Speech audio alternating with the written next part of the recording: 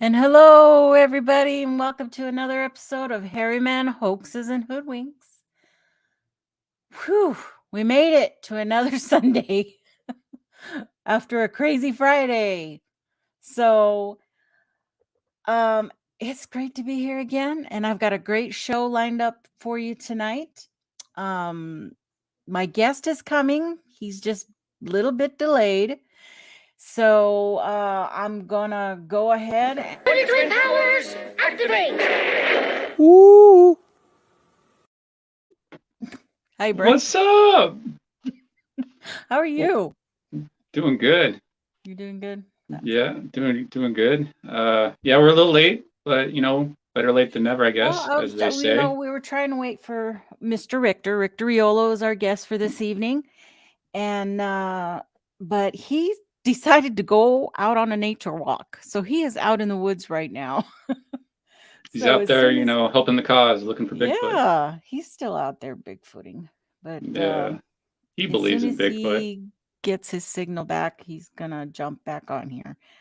He keeps sending me texts, so he is getting a signal somewhere, but when he gets here, we'll start the show with him. And meanwhile, let's see who we've got in the chat. Ola today. Let me go all the way to the top and see who the Anita High Chuck. Oh my God, that came up as a surprise. How do I say High Chuck? High Chuck. High Chuck. Yeah. Okay. Yeah. I've never seen that name. Yeah. Well, she's Welcome. a friend of mine, and Oh, she's a Bigfooter here out of the Greenwater area, and nice. she's a great person, a great lady, and very nice, and she's out there, uh, out there looking for clues and answers for the whole Bigfooting thing, and she does it her way, and I really Mhm. appreciate that about her, and she's super sweet, really good artist too. Oh, awesome. Well, welcome, definitely. Miss Sandra Piper, the beautiful Sandra, welcome. Grasshopper, bloop. He says bloop. Todd Schultz, big story, blurry foot, and I are here. That's great news. That's awesome. We need another blurry foot. Angel Nolan, Donald Fuller, My Eyes, hey girl, Cindy Finn, welcome. And we have Ernie Roberg, welcome, sir. Who else we got? Sharon, good to see you here. Boy, you guys are already chatting it up. Cindy Fan. Pretty lively tonight. Rod Dupree, Polly T. So I'm trying not Brandy. Hope you're feeling better from your oral surgery. And Mark Dodman. You said hi to me too, right? I didn't say hi to you. I said hi to you. Why do you always ignore me? Because I'm a person too. I have feelings. Being in two places. I have a profile too. I deserve an acknowledgement. An acknowledgement. And the tall ones. Welcome. That's all I wanted. That's all I wanted. All you wanted. Little recognition here. That's all just you have to little. say. Just a little. Oh my goodness. So what'd you guys think about Friday's show? I thought the guy's perspective of the girls' show on Friday? Well, I thought it was really good. I liked it. I thought you ladies really did a good job, and I hope to see something like that in the future where you girls can get together and chat. Yeah. And it was fun to see Jay kind of sneak in there. Took one for the team. He's hilarious. Yeah, he's he went all the way. He really went all out, and it was a lot of fun though. And even the after show type of part of it was still a lot of fun. Yeah, because we had already been on for over 2 hours before I started letting them in. Yeah, that's when it started to kind of go, woo! It took a turn. It kind of took a turn. But that's okay. That's what late night shows are for. Okay, Yeah, it's guys, fun. it's Yeah. just it's a free for all, and you just try to take it for what it's worth Yeah, and and have fun with it. yeah, and it's good to see people that, we know in chat, but don't really get to see them in person, and you get a whole new dynamic and really get a better understanding of who we're talking to, and it was great. We've seen Sandra on there and Miss Yeah. Dill Oh, and yeah. Yeah, it was really great. I'm glad she and Uncle Bones participated. almost made it on. He Shoot, tried several times. that He would was that in would the have been back. epic. It He was, just and that was the first time, and that was really special. So that right there kind of is a good kickoff for the whole this kind of little get together Friday show where the guys can crash it afterwards and do yeah. what we do. Yeah. It was good. Um yeah, we're going to do it again. We'll do a part 2 Part due. soon. Yeah, part 2. Um I can call in because he is having internet issues. Tell him to How can he clear. call in? How can he call if he calls a cell phone and then we hold it up to the mic? I don't know. How He should he clear all the apps off on his phone. Like restart it. uh-huh. And because I use my phone all the time, and if I have background apps going on and I don't clear the cache out, it slows down my phone, especially the RAM. And it's the important thing is to maximize his RAM because my limited to no knowledge of technology that's important for video play and call. Even if he Yeah. does it without video, that will help as well because that will use less bandwidth.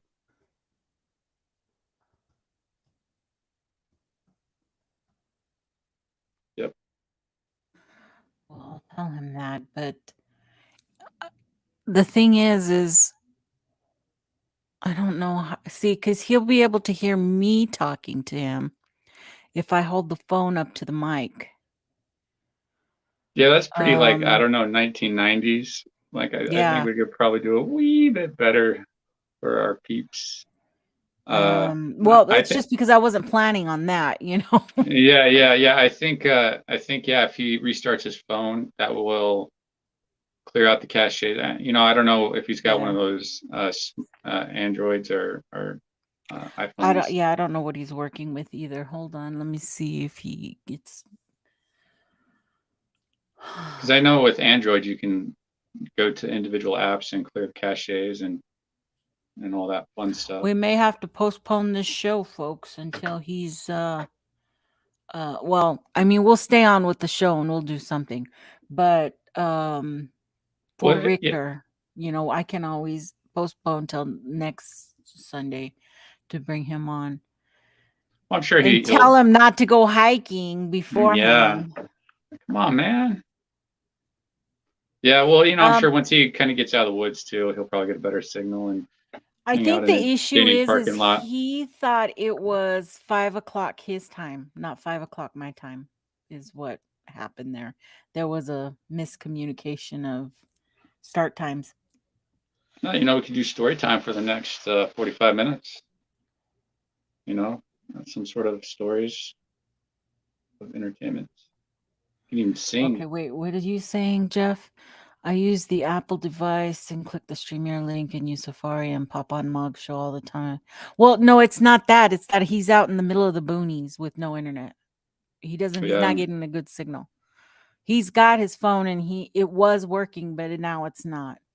So it's just he's in a spotty internet area. So there's nothing that can fix that. Even if he has a good phone. If you don't have internet, you don't have internet. So let me see what. Yep. Uh, But yeah, I've actually never used my computer for StreamYard for any of the podcasts or anything. I just use my phone. That's why I don't ever do like a live stream or anything from my channel. Because first off, I don't know how to do it, and I'm not doing it from my phone. And I could fire up the laptop, but Gary, it's like it's hilarious. loud. You see what Gary Johnson wrote? He's probably looking for Jesus and not finding Argo. Oh yeah. Yeah. That's funny. I think that's funny. I was gonna text him back real quick. Uh, okay, But yeah, so had a fun night Friday night. It was good seeing new people on there and just talking about whatever we talked about. I don't really remember, but it was something. It was fun. A lot of people watching yeah, all the way it till the was end, so couldn't be that bad. 3.5 hours long, for goodness sakes. Yeah. You know, You're a I trooper. mean, You're a trooper too. it Especially was, taking those fireball shots. yeah, that was probably Doesn't stupid. But No, it wasn't. see, alcohol doesn't affect me like other people. I get sick before I get like trashed. My Mm, body won't take any more alcohol. So I was like, am I going to throw up? Am I not going to throw up? yeah. Because my body just won't take it. I can't get like one of those stupid drunks. I can't. My body doesn't allow that to happen. It just, no more alcohol. It just says Yeah. no more, and then I can't anymore. Stop in here. Yeah, so at the very end, I'm like, well, we need to stop because I might have to throw up. I might not. Yeah. I don't want to do that on air. So, Would have been wild, and I did. I thought I was going to have to, but as soon as I started putting stuff away and getting up and moving around, I was fine. And I woke up with a little bit of a headache the next day, but that wasn't from the whiskey, you guys. That was from the Asti, from the Moscato di Asti, because of the bubbles. I can't even drink champagne because the bubbles are what make me get a headache. Mm. But as soon as I had breakfast, I was fine. So Nice. I was good. I was good. And I wasn't taking full shots, you guys. They were little minis. They were just little shots. I wasn't going to kill myself. Yeah, they weren't. They may have looked like I had loaded them up, but they were not loaded. No, it was a lot of fun though, getting everybody on there. I think that's the most I've ever seen on a single podcast. Because I tried to get on earlier, but it kept kicking me out, saying, "Hey, there's too many people." We let the person know, and then I was in the backstage for like ever. She didn't see me. That's because you I were was like, getting only like 5 minutes. it was like the whole bar on the bottom got full, and I've never had that many either on, so I didn't know they go up underneath. Yeah. And I'm like, oh, there's people down there. All these people there waiting. Uh-huh. Good Lord. I didn't Yeah. know I could bump those up. And but I mean it was hilarious. I mean there was like Jay is the funniest when I see him pop up down below. I'm like, oh good Lord. I had guessed it that he was gonna have a mop head. I knew it. I just knew he Yeah. was gonna have a mop head on there. Nice. Yeah, he went all out. I was pretty impressed, and he fooled me at first, and I think I was pretty good at spotting, fakes and stuff, but I was like, ooh, who's this? Was it Jessica I or know something? And everybody I was like, thought oh Pat was wow. gonna because Pat was gonna try to sneak on with Trish, but and I was having a feeling that Moggs was gonna try to get on too, but I don't know. So for those of you who had just come on, my guest Rictor Riolo is having technical issues with the internet right now, and he cannot get on. It's We're like solar trying. He's flares or trying. something. He UFOs. It's the decided to go government out into the woods. So or that. I think So government what we'll intervention would do have is been a we'll lot just cooler. carry on. The show is ready. I'm prepped. I've got presentations and his YouTube up, and I'm ready for a show. But what we'll just do is we'll just push this to next Sunday, and we'll do something else today. We'll talk about Friday night. We'll talk about whatever the chat wants to talk about. That happens. It doesn't. I think this is the first time I haven't had one show up. So Yeah, that's pretty good. That's pretty. had that technical issues. I've had it where I've scheduled them and then they've called me back and we've had to reschedule stuff before the show, but not where, okay, where are you? You're really, you're at the mercy of your guest, people. And I know a lot of people have dealt with that. So It is what it is. We'll just we'll make it work. Hey, Jimmy B. Yeah, see, Jimmy B's been there before. Yeah, It and Donald, happens. I was easily fooled. I mean, he totally. I heard the voice. I'm like, oh man, she even sounds good. Who is this? And then I realized, oh, it's Jay. And for those who don't know, I think most of the people here were at Friday's show, so you know exactly what we were talking about. If not, you got to go watch that before you watch this. Well, not right now, but Lipstick there might be clashes with my spoilers. goatee. It could be beautiful. It could be beautiful. You never know. Get some, some bright red lipstick. I don't know. God, my dog. Maybe. Can you hear her? Mm-mm. She's snoring so loud. She likes to wrap herself up in the green screen down below over here, the Oh extra, you yeah. know? Yeah, because I don't know, I guess it's soft or whatever. She makes a little bed out of it. Oh, God. Well, it's Having very good doggy distraction. dreams. It's very distracting. Um, is I Richter was being gonna a sweet? swipe right. No, he was ready to come on and he tried a couple of times. But his he's out in the woods and his internet is not picking up now. He's Yeah, he's actually out there with Diane Stocking. You know who that is? Stocking. that's That's Todd Niece's wife. they're out there looking for Bigfoot. So They're out it's not there in the like woods looking for Bigfoot. he's And shopping or something, he thought it was 5 o'clock his time. Okay. So we may see him in like an hour if they decide to jump in the car and come into town. You know, we might pick up a Vroom, signal a little vroom. bit. Well, he does got a So Mustang, so he can get there fast. he just said that he's sorry and he is trying. Okay, Richter. It's Hmm. okay, dude. If just make it somewhere safe. Don't kill yourself. If you come on within the next half hour or so, we can still make the show happen. If not, we can just reschedule. No biggie. Okay. Yeah, I watched a couple of his videos too, just to kind of prep Oh, up. did you? Yeah, Yeah. I mean, I've watched him over the years, Right. just Well, ever he's since got I a got lot of in. content. There's a lot of Yeah, stuff there, yeah. man. He's interviewed a lot of people. Well, he does. I was like, So wow, man. It's like Rick Knoll and all these different people. It's like, wow, that's impressive. He did a really good job with a lot of those interviews that he did. And he did, and he did like a whole series with Dr. Meldrum. Did you notice that? He I did might like have, 4 or 5 with him. It yeah. was a lot. He's got a lot of videos on there. I specifically went to the 50th anniversary discussion that he had on there, just to Oh, kind of recap what he said and how he thought about that. So I figured uh-huh. that might come up. Yeah, that's a good one. Well, he started out with After Hours with Richter was when I first started watching him. And I was, friends with Melissa Adair from Squatch Unlimited and uh Sweet Sassy Glassy. What's her name? Wasn't he part Murray. of Team Taser? Yes.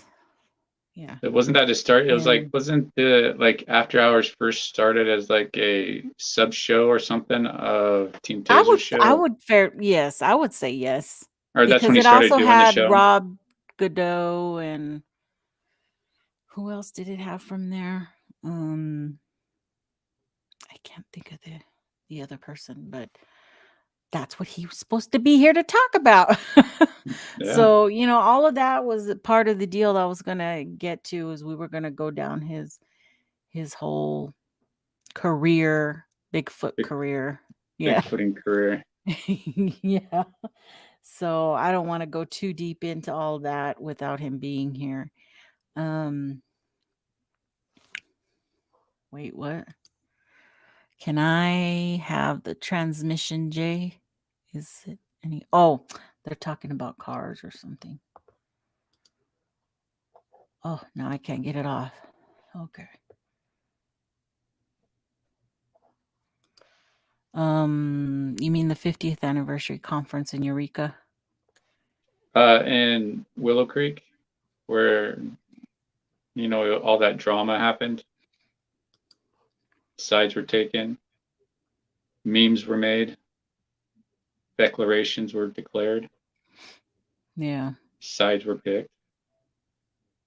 It was really quite a polarizing time to be a fan of the Bigfooting subject. Looked like a lot of fun, though. I wish I was there, like a fly on the wall. Yeah, you got to go to Richter's channel. Richter, just put Richter, and Yeah, it's like you'll I see. think it's like from 2 or 3 years ago. I didn't do like a ton of research, like really go. I mean, I watched this stuff over the years, but I Yeah. forget and stuff. But yeah, he has it on there from a couple of years ago, a few years ago. And Rick Knoll, man, that's a really good guy. Local guy for me, and he's been in the subject for decades and made a lot of good strides on trying to figure out what's going on, and keep trying to get a hold of him for like a year now, but I still haven't heard back. One of these days. I have some questions because he took a report back in 1977 on this mountain that I like to go to, and so I just wanted to ask about it. It's really a really cool mountain. But yeah, check it out. It's only like 17 minutes long, but it's still pretty good.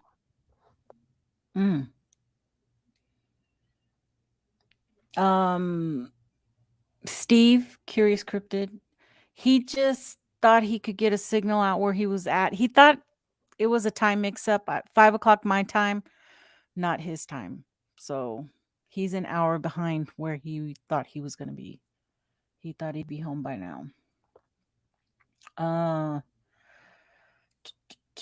Which happens. It can happen. Yeah, the whole time zone thing. You can get shows mixed up with times, because especially when it's like said, hey, I'll see you at 7. It's like, they're saying Eastern time, but you're in Pacific, and so expecting 7 your time. But I heard that they have to let people know. Okay, from where? Where are you? What's going on? Yeah. I heard, hey! We got a signal. Hold on. Nobody move. I got some tinfoil. Oh, he got a signal. Say hi to Diane. Say hi to Diane. Hi, Diane. Hi, Diane. How's it going? Did you guys find Bigfoot? No. Oh, well, hey, it's the journey really that counts. There you go, getting outside. So we're here just outside of Mount Hood, not too far from government camp. And I thought where we were going to be had a signal. I'm sorry about that. You're good. Life happens, it's all good, man. At least you're out there doing something good and not robbing a bank or something. At least you're out there looking for Bigfoot. Diane, do you know Brent Dill? Who? Brent Dill. Do you know him? No, I don't exactly. Think so. You know who Lori Simmons? Oh, geez. What is Adam Davies' wife, number 14? Yes. Okay. So tell Diane about the whole tree thing, Brent. She'll love this. Well, to sum it up, it's not a Bigfoot, it's a branch, and it's a very unique tree, and it's a branch, and she knew about it, and I told people about it, and people didn't like it that I told them, but I told them anyways, and I stood behind it, and that about sums it up, really. She hasn't responded yet. Wasn't this the tree where she was stomping her feet? Yeah. Was where Adam Davies went out, and he wrote about it in his book, and it's written about in like 5 or 6 books, and had a secret expedition. Brian Sykes had a secret DNA expedition that he paid for, like having Adam Davies out there and stuff to do a secret DNA expedition when he was over in the United States doing his other DNA expedition. And it actually ended up being a branch. Went there on the right windy day with the right mindset, which is important in this subject, and poof, destroyed my world of Bigfoot right there. But hey, it's better to know the truth than not.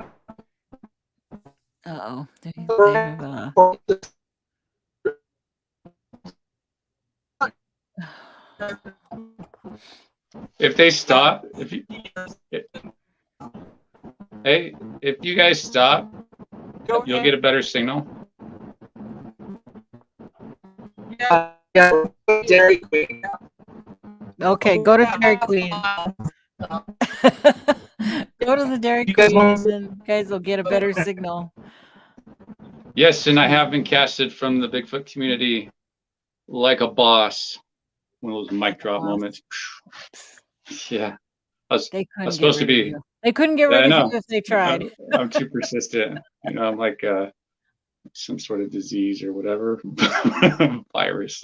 So it looks like that's what's happening. They're driving in and getting a signal now. So let them get somewhere and make a stop, and then I'm sure he'll jump back in a moment, and we'll do the show. It's okay. Yeah, I noticed that We'll when go through you're it fast. when you're live streaming, that you get a better signal when you're standing still and the phone's not moving, so it's not always Yeah. constantly Yeah, it's looking not trying to searching pick for up the different. What do you call those? the This cell little towers. satellite, I guess. The signals, right? Well, You're using 4G. yeah. Well, they use You're like not cell using phones Wi-Fi. or so the cell towers to triangulate. I think Yeah. you know, and you go through like different ones, and you know, there's people that have the fake internet. You know, like the police. I've heard like they fly the planes low, and they can just like I don't know. That's like probably one of those conspiracies. Oh God.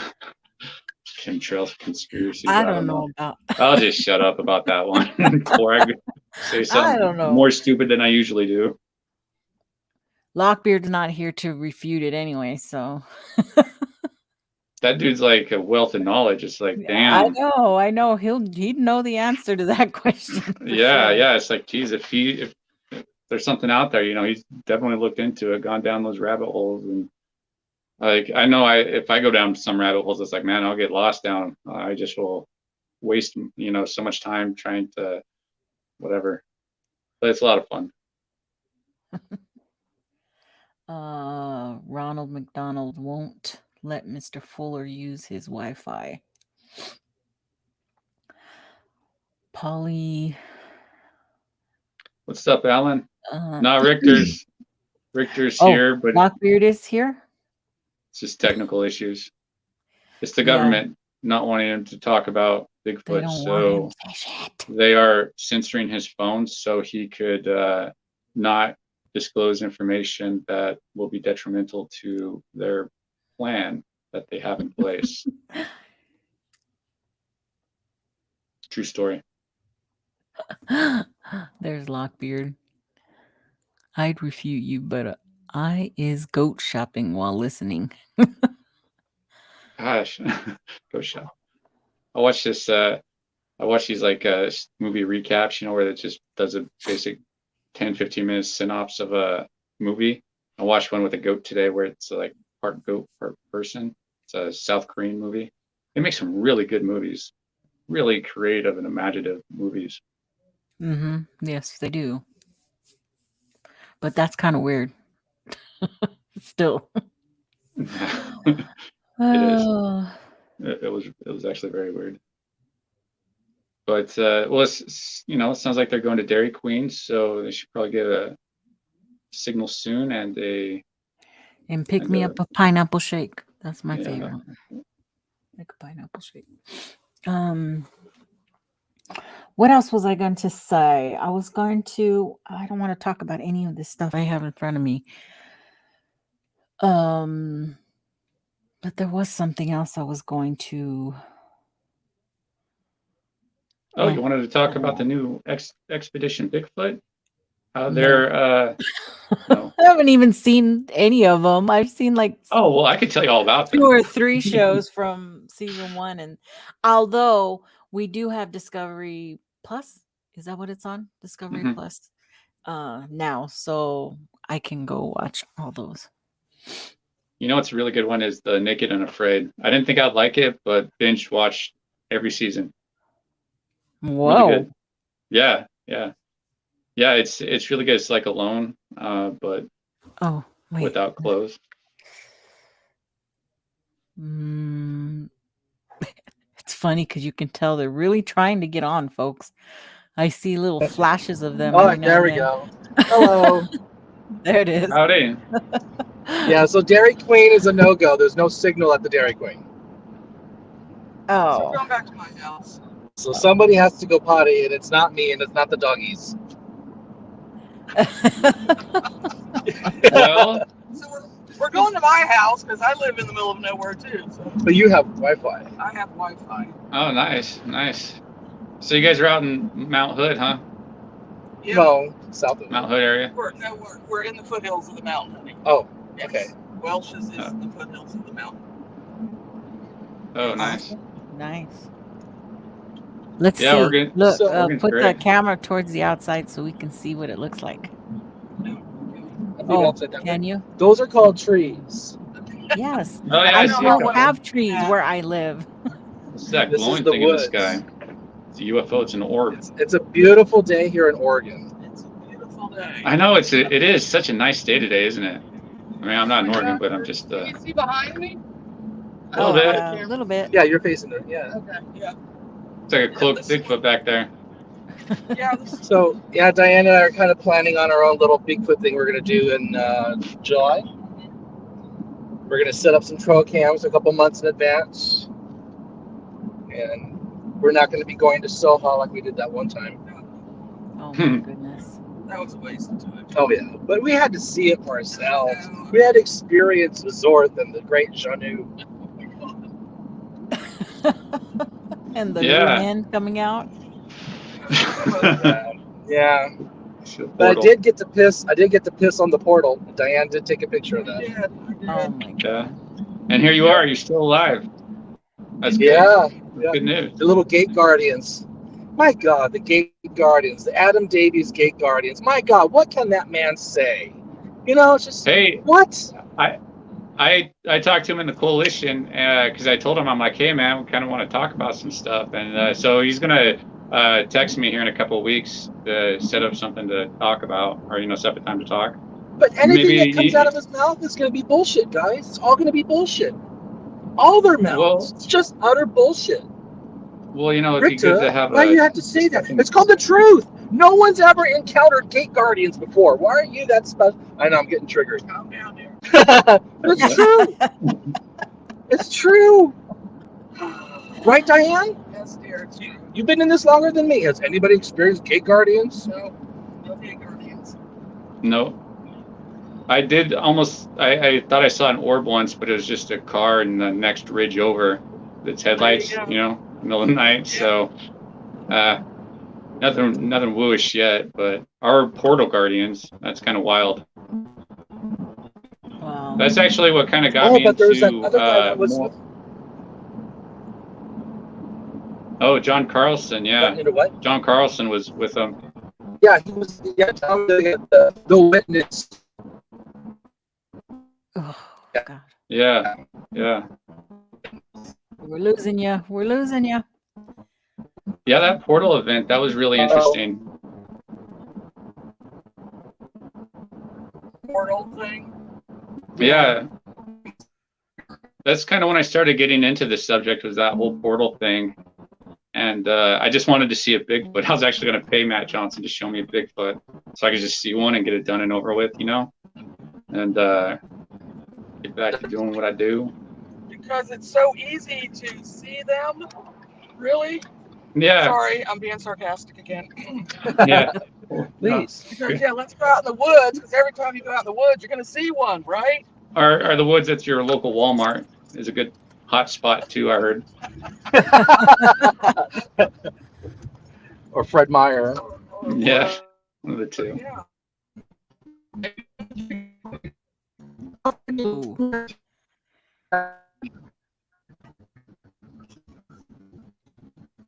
Yeah.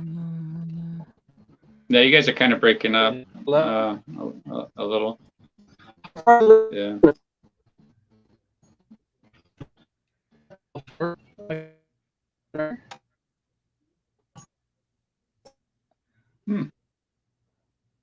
But yeah, Okay. that portal thing was really, that's when I started getting into this subject. All right. And Hello? hey, what's Okay. up? Hello. Okay, What's up? we have Wi-Fi. We have Wi-Fi now. Oh, nice. Here we go. Nice. All Party right. time. So how far are you now? How far are you, Yeah. Brent? 3 hours? I think so. Yeah. Where are you again? Outside of Portland? Well, Diane, how far are you from Portland? No, Brent, where do you live? In Snohomish County, like north of Seattle. Oh, that's good 5 God. hours. Yeah, I live right on the east, the west side of Mount Hood. Okay. Yeah, so you're 5 hours. Oh, that's farther than I thought. 4 Yeah, hours well, and driving. yeah. Okay. That's right through traffic too. So that's add an extra 4 hours to that too. Like when I went to go see Jay, it's like in the middle of the night, GPS will tell you it's 3.5 hours, but it took me over 5 hours to get there. There he is. Look. Oh, sighting. We have a sighting, folks. And it's not blurry. Watch Lady's reaction to it. Watch. Lady, what's that? Is that a Bigfoot? She was barking at it earlier. There you go. Training the dogs to go Bigfoot hunting. Is that a The Bigfoot? GoPro on their back. That's the same one I have too. What's that? What's that? What's that? Lady, look. What's that? Right here. Right here. Look. Don't make me look. Don't make me look. Oh, they're cute. The charm I wore love off. German Shepherds. Yeah. They're very smart. They've been to Soha. They've been to Bluff Creek. They are the Bigfoot dogs. Oh, nice. Yeah. You need to put some GoPros on them and go out Bigfooting. You want to see another Bigfoot? Sure. Right there. Oh. He's allowed to cross right Right there. here.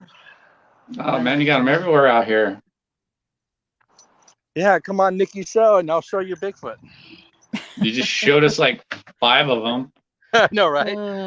They're not even blurry. 8 guardians. Yeah. Well, and we're not even talking about the cloaked ones. So shoot, man, this is quite the podcast already.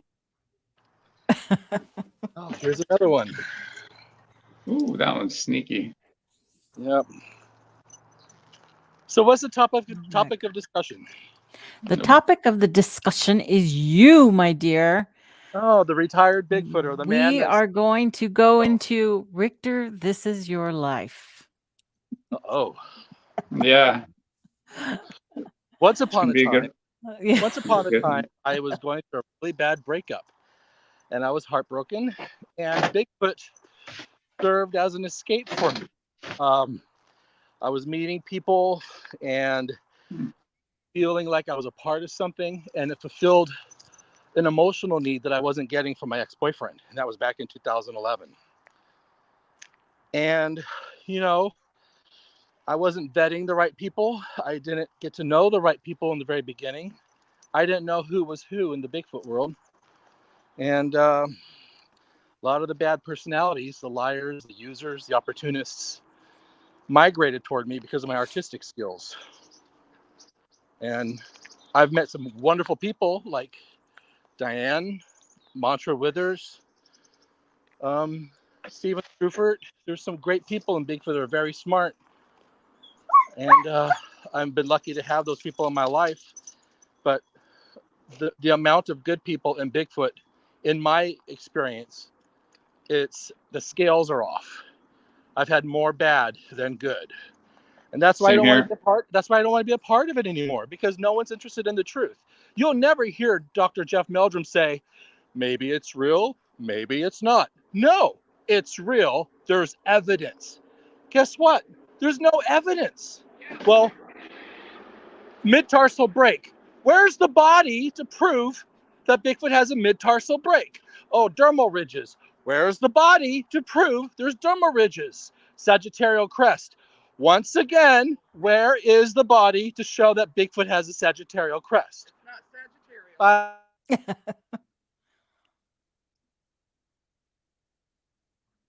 Uh-oh, you muted yourself. I'm sorry about that. There you go. Sorry about that. Somebody's calling. But anyways, there's no body to derive theories from. So you have all these personalities, Matt Moneymaker, the BFRO, Meldrum, all making claims as if they're facts. And over time, these become cemented as the end-all be-all. Never did I ever hear Native Americans talking about wood knocking. And I talked to Peter Byrne about this. He says, well, they talked about the whistling. whistles and whatnot. That's historical in books. All the Native Americans. Okay, and let's take it up another notch. Mind speak. Where the fuck did the Native Americans talk about mind speak? Right? Gifting stumps, gifting bowls, all this. Bigfoot's a Christian. My God, Bigfoot transforms into trees, Well, sucks the life out of trees. has anybody done like a deep dive into the Native Americans' belief in like the more woo aspect of it? Not the woo aspect, but Kathy Strain has the book about Native American Bigfoot's a monster. Right. What is it called? I forgot the name of it. Giants and cannibals and yeah. But she is to me, she is the source. Yeah, because they might have a different name for it. We call it mind speak. They might call it, something. Yeah, mind speaks. They were on a spiritual level. They still are. All the Native Americans, everything was a spiritual level, but there was no speak.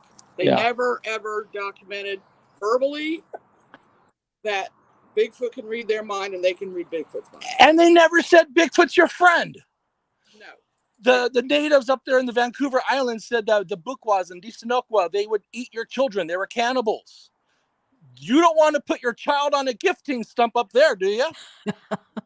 The natives up in the Oregon Territory, Washington State by Mount St. Helens, the Skookum, Mountain Devil. That doesn't sound like they're your forest friends. The only one that seems like it's kumbaya is the Oma, the boss of the woods, that the Hoopa Indians talked about in Northern California. But even there, it's not saying that it's friendly. So why are people just like, oh, open your mind, you'll experience the Sasquatch? Well, because someone influential told them that, and a lot of people believed it, and so people can start a cult off of it, like Matt Johnson did. There you go. Yeah, people. It's belief-based. Yes. Yeah, because people want answers, and those type of people provide the answers that they want, and it fills that void in for them, because it's the answers they more want to hear versus, oh no, it's not this because of that reason. No, they're giving them the whole thing, and it's just it's a big part of the subject, and it fills that void for a lot of people. If we get Diane in the shot with me, there she is. They got two for one. So Rictor, when you first started, you started your after hours with Rictor, and that was back in 2012. Well, what happened was my artwork was being noticed by Bigfoot researchers, right? Quote unquote researchers. Sharon Lee Lamurno, the Bigfoot field reporter out of Ohio. Did you hear that? Did you hear Diane? No. Okay, thank God. So anyway, she took notice of me, and I was openly gay, and she liked my personality. She was like, hey, Rictor, why don't you be my co-host? And me being stupid, okay, totally not thinking about what I was going to be involving myself with. Like I said, I opened-armed everybody. I didn't know better. I didn't know anybody. I didn't know a Nikki or a Brent or a Diane. Like, who's this Sharon person? Should I do something with her? I didn't know anybody. All I knew was Cliff. And he was putting my artwork on his website. So I do the Bigfoot Field Reporter blog talk radio show with Sharon. And like with anything that I do, I give it my all, my best. I was creating artwork for the guests like Derek, Renee Holland, anybody that we could get on the show. I was doing promotional artwork to help promote the show because I wanted the show to do well. Right. Well, at the time, I don't know if she still does, but at the time, allegedly she had a drinking problem. Allegedly? I gotta protect my ass. I know. And so I washed my hands of her because why am I doing all this work for her for free when she's trash talking me and insulting me on her own show? I'm her co-host. Why would you do that? What? And she did it to me in front of Derek Randall's when she had been this back in the day before I was friends with Derek. And back then I tried to put Derek on a pedestal. So here she is mocking and insulting me of my intelligence. What happened was she asked me, Rictor, what's going on at the Bigfoot Museum in Monterey? And all I said was, there's going to be supposedly a new reel from the 1967 Patterson-Gimlin footage that's going to be presented.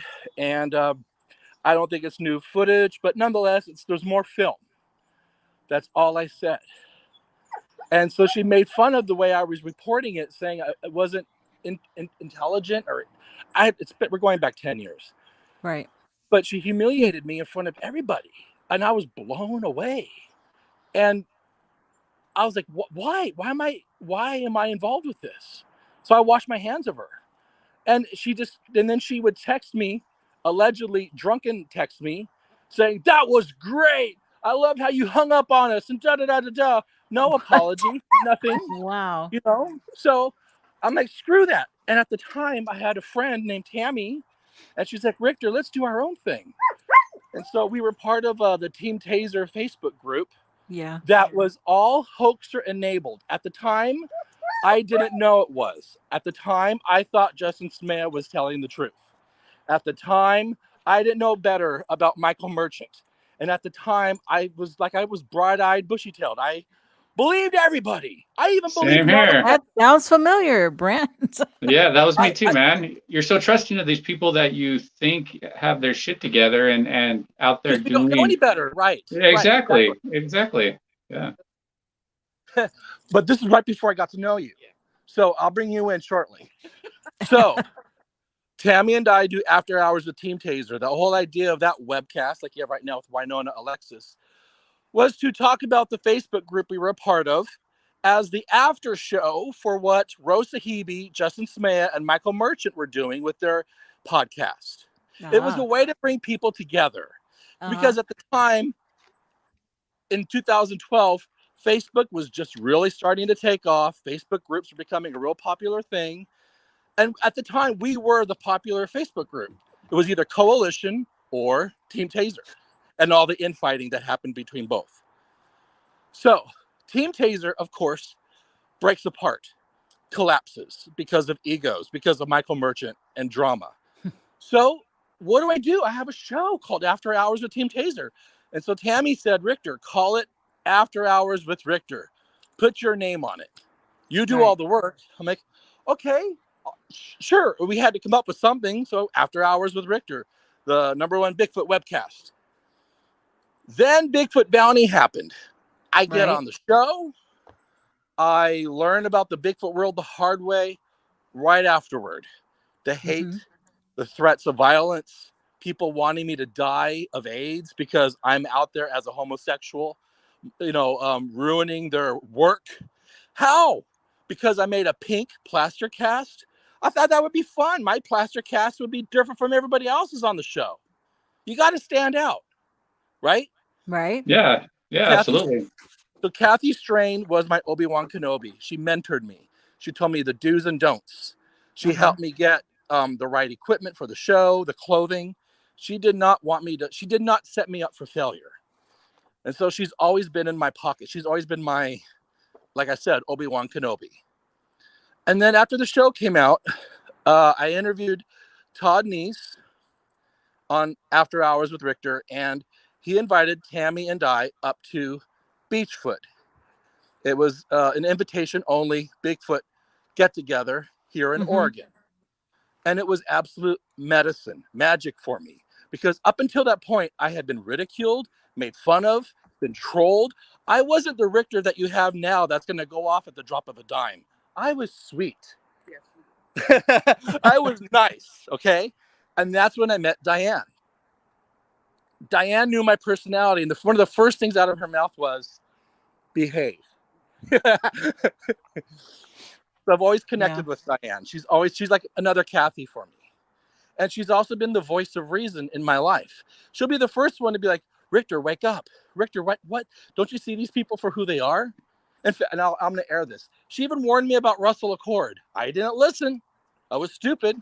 Mantra, Kathy, everybody, Derek, everyone warned me about Russell Accord. But oh no, I went into it like a freaking idiot, not like thinking, well, maybe they're right. Since when do I let other people think for me? Well, maybe you should stop and let people think for you. They love you. They know what's right for you. Listen. Anyways, I jumped ahead too far. So I go up to Beachfoot for the first time, and it was magic because here I am with all these people. They didn't give two shits about Bigfoot Bounty. They cared about the subject matter. They weren't fighting in their Bigfoot groups. Dr. Bendernagel was there, and I got to meet him. I got to meet Bob Gimlin. This is back when I put Bob Gimlin on a pedestal. You know, Peter Byrne, you know, Right. Ron Moorhead, you know, and just, wow, it was fantastic. And then people, do you know that idiot? What's his name? Matt Knapp said, Rictor, Knapp. why are they inviting you? You're not a Bigfoot researcher. I'm like, but I was just on a show and Dr. Dissatel taught me how to collect Bigfoot DNA evidence. That doesn't matter. You haven't spent the hours out in the field like I have. That was the last time I ever talked to him. Someone was a little jelly. Why didn't he reach out to Todd and Diane? Hey, I would like to come. What? Why tear somebody else down in their moment? Mm-hmm. Right, and a lot of jealous people out there because they didn't get invites to Bigfoot. You know that. Yeah, and if you, Brent, Invite only. Nikki, if you guys put yourself out there, there's going to be people that are just waiting to tear you down no matter what. Oh yeah, for sure. Absolutely. No. You just got to rise above it and, you know, just keep doing what you're doing. And as long as it's the right path, you know, it's going to speak for itself. And the haters are just going to expose themselves for what they really are. Just And haters. so, me being, you know, insufferable, stupid Richter, I got to know Rick Dyer. I got to know other Bigfoot hoaxers, Justin Smea. And I come from the school of thought, if you're honest with me, that's great. I'll be honest with you, but don't lie to me. And all these people, all they do is lie. All they do is lie. Yeah. No, I told you to leave them people alone, and you didn't. I learned. Well, we have a whole new Richter here now. This Richter says Jeff Meldrum's full of shit. This Richter says everybody I'm finding Bigfoot's full of shit. This Richter says anybody that's standing in front of a camera telling you Bigfoot's real are lying. Hey, everybody. Full of shit. So it's taken me a long time to get to this point. There's not much of a difference between these quote researchers and hoaxers. They're cut from the same cloth. There are a few out there. But I'm sure you could find there's equal good people too. I mean, not equal amount, but you know, there's good people in this subject that are really trying to find those answers and are out there. So it's not all kind of a wash. And I think those are the people you should probably focus more on because they are more positive in this subject versus all these charlatans that you come across. Brent, when you're someone like me who's really good at what he does, I'm not bragging. My artwork and my video skills, no one in Bigfoot can match me. I say, no, I agree. No, I agree. So because of that, I attract D-list losers like Ed Brown, Claudia Ackley, okay? Even at the time, Russell fucking Accord at the time. Sorry, I didn't mean to say a bad word. But I have all these people migrating to me, ingratiating themselves to me so that I'll make videos with them to help promote them in this make-believe community. But you're not, hey, you have to calm down. I'm sorry, I'm triggered. Because as he said, there are some good people out there. They aren't going to have their name known very well because they're in it for the research. And they're not using people. And they're not using And so they're not ingratiating themselves to me. Say, hey, Richter, draw me. Hey, Richter, will you film me? Will you do a show with me? Let's call it Face Off. Let's do this. You know, the good people don't do that. Mm-hmm. So why don't you let it go, honey? Well, I'm trying to be a therapist here. Let it go. Yeah, because you know we're always going to encounter these type of people in life, you know, not just in this subject, but in life in general. And it's how we handle it is what's really kind of important, and how we move on from it and overcome it, because that's what's really important. Because you want to focus. You said yourself you believe in Bigfoot. I mean, you said that the other night. I do think it's real. However, I enjoy saying it's not real now. I enjoy taking the steam out of these people's hot air balloon. They're all cons. They're not okay. The majority of these people that are in front of the camera speaking at conferences, they're all cons. Yeah, but you don't want they're going to tell you what you want to hear because Bigfoot's belief based. Yeah, but you don't want to make that your Bigfooting experience. You don't want to let them rent space in your head and let that be your whole Bigfooting experience. You want to focus more on the people that are aligned with what you're doing. You know, like with Diane there and stuff. It's focus more on those people, and I think you will have a better perception, because I think you're just, you know, so upset that all these charlatans are in the subject that you know, that you're just really upset and you're just vocalizing that right now. But what you're doing is just making, harder for yourself to overcome what you're, all these people and stuff. And the best thing is just to get rid of those toxic people and just move on from them. Yes, dear. And that's one of the reasons why I stopped doing Off the Richter. I separated myself from the Bigfoot world. You're not going to get anything more from me. That's why I'm in school full time, doing my own thing. And I'm not going to be, if I'm going to be quote unquote famous, it's going to be because of hard work and not because of doing something in Bigfoot. So yeah. I mean, that's why you're now in that phase of your life where you can now enjoy the subject and you see it for what it is. And now you're just going to spend your time with people who enjoy it and just laugh at those people who are just LARPing it, that are just faking it. And because you're never going to get rid of those people. They're always going to be in this subject. And, you can make a whole career out of, exposing those people, but there's just a new one to take their place. And it sure seems like there's something to this that's what we should put our time towards, but still let people aware. Every year there's someone. Every year there's someone new. Oh yeah. And you'll learn eventually. Oh, I've learned. No, you are still allowing people to pick them up. Yeah, but it's good that I'm Italian. I react. Once you get me in Off the Richter mode, we're going Richter, full Richter. Yeah. These people don't matter in your life. Right. They don't. Yeah. Then But I still hurt. I still hurt from it. Like, for instance, Russell fucking Accord. He knew everything. He knew everything I was going through with the loss of my parents, my best friends being drug addicts, stealing from me, had to evict them out of my house. He knew about all my personal problems that I was dealing with, trying to get my life, trying to get the right people in my life. I welcomed that man into my home just for him to fucking use me and lie to me. I can't handle the lying. So it's just like, I can't handle lying. And I've told this to Diane, you can be a hoaxer, that's fine. Don't lie to me. Mm-hmm. You know what I mean? Don't fucking pull the wool over my head. And you can kind of relate to this recently. Don't think I'm fucking stupid. I'm not. That's the thing. That's the thing that really gets under my skin. Just the condescending. They think they're fucking smarter than us. And it's like, you can't bullshit a bullshitter.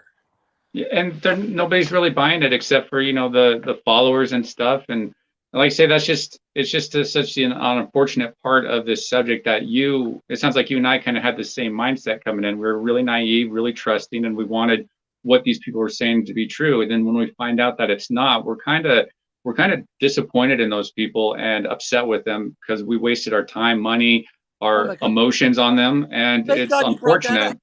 The money, the time, and effort that I spent at the Justin Smea kill site. Oh my God. Bart freaking I can't even say his name. Bart freaking Coutinho. I've told him, dude, Justin's a hoaxer. This is what Sean Evidence told me. This is what Rose Sahibi told me. But oh no, Bart's fucking pride and all the time, money, and effort he has spent up there at the kill site. Oh no, I've got my thermal footage. Who did you have to evaluate your thermal footage? That alleged drunken alcoholic Phil Poling? That's who you had evaluate your footage? That somehow made it real that those were 3 real Bigfoot. Bart, wake the fuck up. You were there with the fucking hoaxer. That was pretty much the last time I talked to Bart. And now we have Bartfoot. So you can be invited to the narcissistic Bartfoot. Suck my dick. Fuck you people. Sorry for my language. That's I'm like, dude, it's not ever about Bigfoot. It's about their egos. That's why they're what you call low cows. They're LOL cows. Where they're just for entertainment. That's the way you kind of got to look at them, so you don't get frustrated with them, because no matter what, they're always there. The majority, they're all the same. Yeah. And you can't change a person's opinion about themselves. So getting upset does nothing to them. You're right. So try not to get so upset, honey. I've been doing this. I know. Okay, 48. A long time. Anyway. Well, I want to take you back a little ways. I want to take you back to Bigfoot Bounty, because there's a lot of questions that a lot of people have about that whole thing that happened. Okay. I mean, how when you first went on to Bigfoot Bounty, you weren't originally supposed to be with Dax, right? Correct. My original partner was, oh God, what's his name? Bill Brock, the greatest marijuana pot seller there in the eastern New England. He was just high 24/7, selling pot with Michael Merchant, Stacy Brown, Justin Smea. They were like this whole underground marijuana thing going on with Team Taser. But you guys didn't know that, did you? But pot's legal now, so yay. Back then it was. Back then it wasn't. Anyways, Right. Bill Brock was my partner, and he quit on me the day we're to fly to LA for casting finals because he was offered Monsters Underground, and he withheld that from me. He didn't give me the respect to find another partner in time for casting finals. So I didn't get to go and meet the producers for the show. And the casting director, she said, "Sorry, Rictor, it's out of my hands. We have an alternate team." And I think that was Judy Carroll was the alternate team, if I'm not. So there I am, being a waiter with an associate's degree. This was one of the biggest opportunities of my life, and it was taken from me, all because of Bill fucking Brock not letting me find another partner in time and pretty much shafting me. So I thought about it, and I thought, well, I'm going to find out who the producer is of the show, and I'm going to send him a private video. And so I Facebook stalked the producer. His name was Chris Rantamaki, and he was a very big, buff, muscle god, and he was on my team, if you know what I mean. And so I sent him a private video, and I said, "Hey, my name is Rictor. I'm supposed to meet you this weekend, but my dipshit partner quit on me, and I don't think you want to lose me for the show, and if I don't get on the show, fine, but can I at least take you out to dinner because you're smoking hot?" So I sent that as a private link, and Friday, 0 views, Saturday, 0 views, Sunday, 0 views. So I'm like, okay, he's not going to see this. Monday morning, 7 views. And so I was like, oh shit, oh my God, did he share it with the whole office? Yes, he did. He showed my video to the vice president of Spike TV's programming, Sharon Levy. And she said, quote, "That guy has moxie, put him on the show." So I was cast before any of those other stupid motherfuckers, sorry for my language. So before Roe, before Justin, before Michael Merchant, before anybody, I was on the show because of that video. So when I didn't know this yet. So Monday, I'm like, oh man, I'm going to get a phone call from the casting director, and she's going to be mad. So she calls me and she says, "Rictor, that little stunt you pulled, well, it paid off. Can you get another partner right now?" I'm like, absolutely. And so I called Dax. He was in on it. And she said, "Okay, because you weren't at casting finals, we need you to drive down to San Diego, pick up Dax at the airport, do your psychological test down there. You have a per diem of like $200 a day for food and whatever. Then drive up to Los Angeles, where you'll meet the doctor for your physical test and actually meet the executive producer of the show, John Kroll." So we did all that on the down low, quiet. Yeah. Now here's where Bigfoot drama happens. This is back in the day when Facebook was starting to invade our privacy. So if I were to post on your wall, "Hey, I'm going to be in town to see you," this is back when Facebook would put it as a notification on the right-hand side. That's different than what it is now. It was a much different algorithm. At the time, I was getting back together with an old boyfriend of mine. And so I said, "Hey, Dax and I are together here in San Diego, and we need to come up with a name for our team." Well, Sharon Lee had tried out for the show as well with her partner, Monica Rollins. And Monica Rollins saw that notification, had nothing to do with her, but she saw, because of Facebook's algorithm, Rictor posted something on some strange guy's wall who's not in Bigfoot. She then tells Sharon Lee. Sharon Lee then, allegedly drunken, calls the casting director, yells at them, "Why is Rictor getting special treatment? He just told his boyfriend that he's on the show." So I go to LA to meet the casting director and the executive producer. The casting director pulls me aside and she's like, "Rictor, you can't be telling your boyfriend you're on this TV show." And I'm like, "How the hell did you find that out? How?" And then she's like, you just can't be talking. This has to be on the down low and quiet, blah, blah, blah. And I said, I'm so sorry. You're right, Michelle. You're right. I shouldn't have told him. And of course, you're going to tell your boyfriend or your girlfriend. Of course, you know, but nonetheless, I was blown away. Blown away. How the hell did she know? I told, well, because Sharon liked to drink. I was screaming at her on the telephone and she told me everything. And I'm like, what are you doing?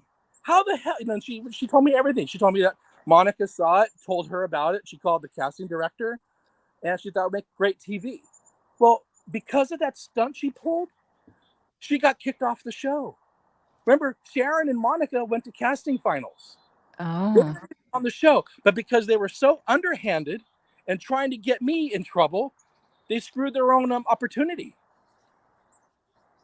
This is wow. fucking, but not so much anymore. I mean, it was a glass at the time. It was, but the desperation, the desperate Bigfooters. That's what the whole thing should have been called about.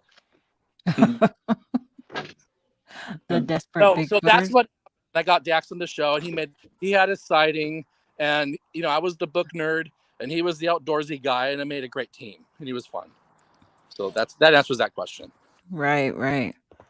Well, everybody was talking about, well, how much did Stacy win? Did he win $200,000 or? And No, it was because just 100,000, correct? yeah, he and his partner got a grant. They had to split $100,000 because no one proved Bigfoot was real. Right. Okay. So, however, I will say this about Stacy. On the show, he was on point. He was focused. He wasn't fighting with anybody in front of me, from what I saw, because I was on 4 out of 8 episodes. He was an excellent outdoorsy guy. He couldn't drink or smoke pot while he's on camera. And when we had the cameras on you for 8 to 10 hours a day, he had no choice to be on point. It was a different story when the cameras were turned off. Everybody was drinking, partying, of course, as we should. But when we were out in the field, he was fantastic. He and his partner David were great. You know, and so they deserved it, because between him and crazy Michael Merchant, Stacy and his partner David deserved to win that grant money.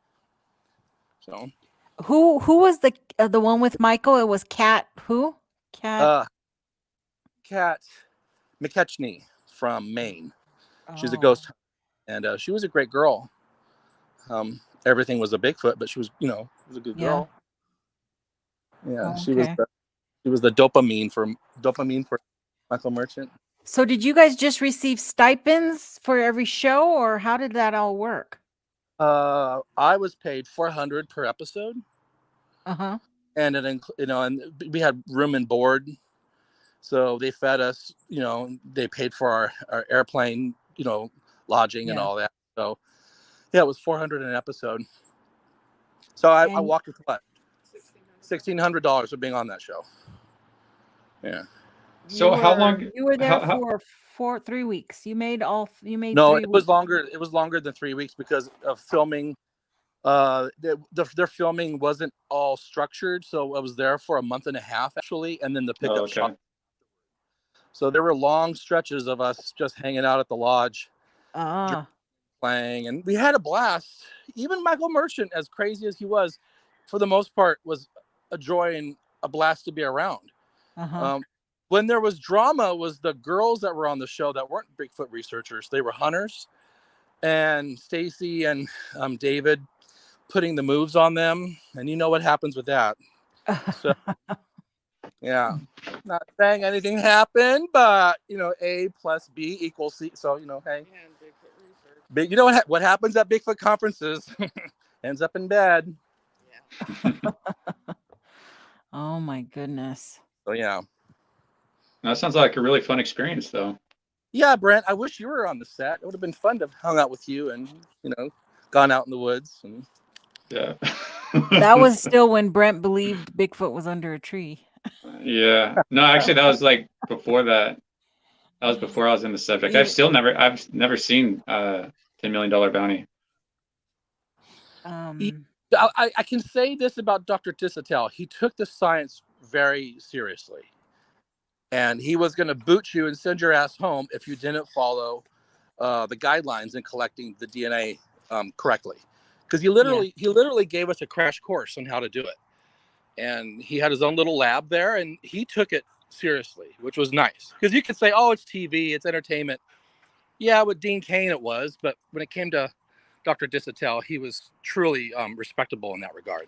It'd be like Kathy Strain being on the show. Right. What about Natalia Reagan? How is it to work with her? She was a blast. She was a lot of fun. She was very smart, attractive young woman.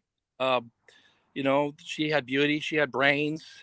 She was pro-primate. So if Bigfoot's real, it's going to carry primate characteristics, you know, and so she wasn't Bigfoot's real or not. She's like, if it's real, this is what it's going to be like realistically from a scientific approach. So she was all about the primate perspective on Bigfoot, which was great. Mm-hmm. That's good. And Dean Cain? So Dean Cain, okay, so here's how Rictor got on under everybody's skin, but just by me being me. I knew Dean Cain before I was on the show because I had waited on him at the Hard Rock Hotel in Las Vegas. He had come in one night, drunker than a skunk, and I waited. It was a blast. 2 years later, there he is sitting in front of me at the set there for Bigfoot Bounty, and I'm like, "Hey, Dean, remember that night in Las Vegas? You came into Mr. Lucky's and you ordered the steak and shrimp special." He's like, "Oh my God, were you my waiter?" Yes, I was. So because of that connection, Dean and I were always joking on the set or there at where we were shooting.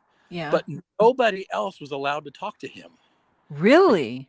Because he was the host. Because he was their main guy. He was the Kim Kardashian per se.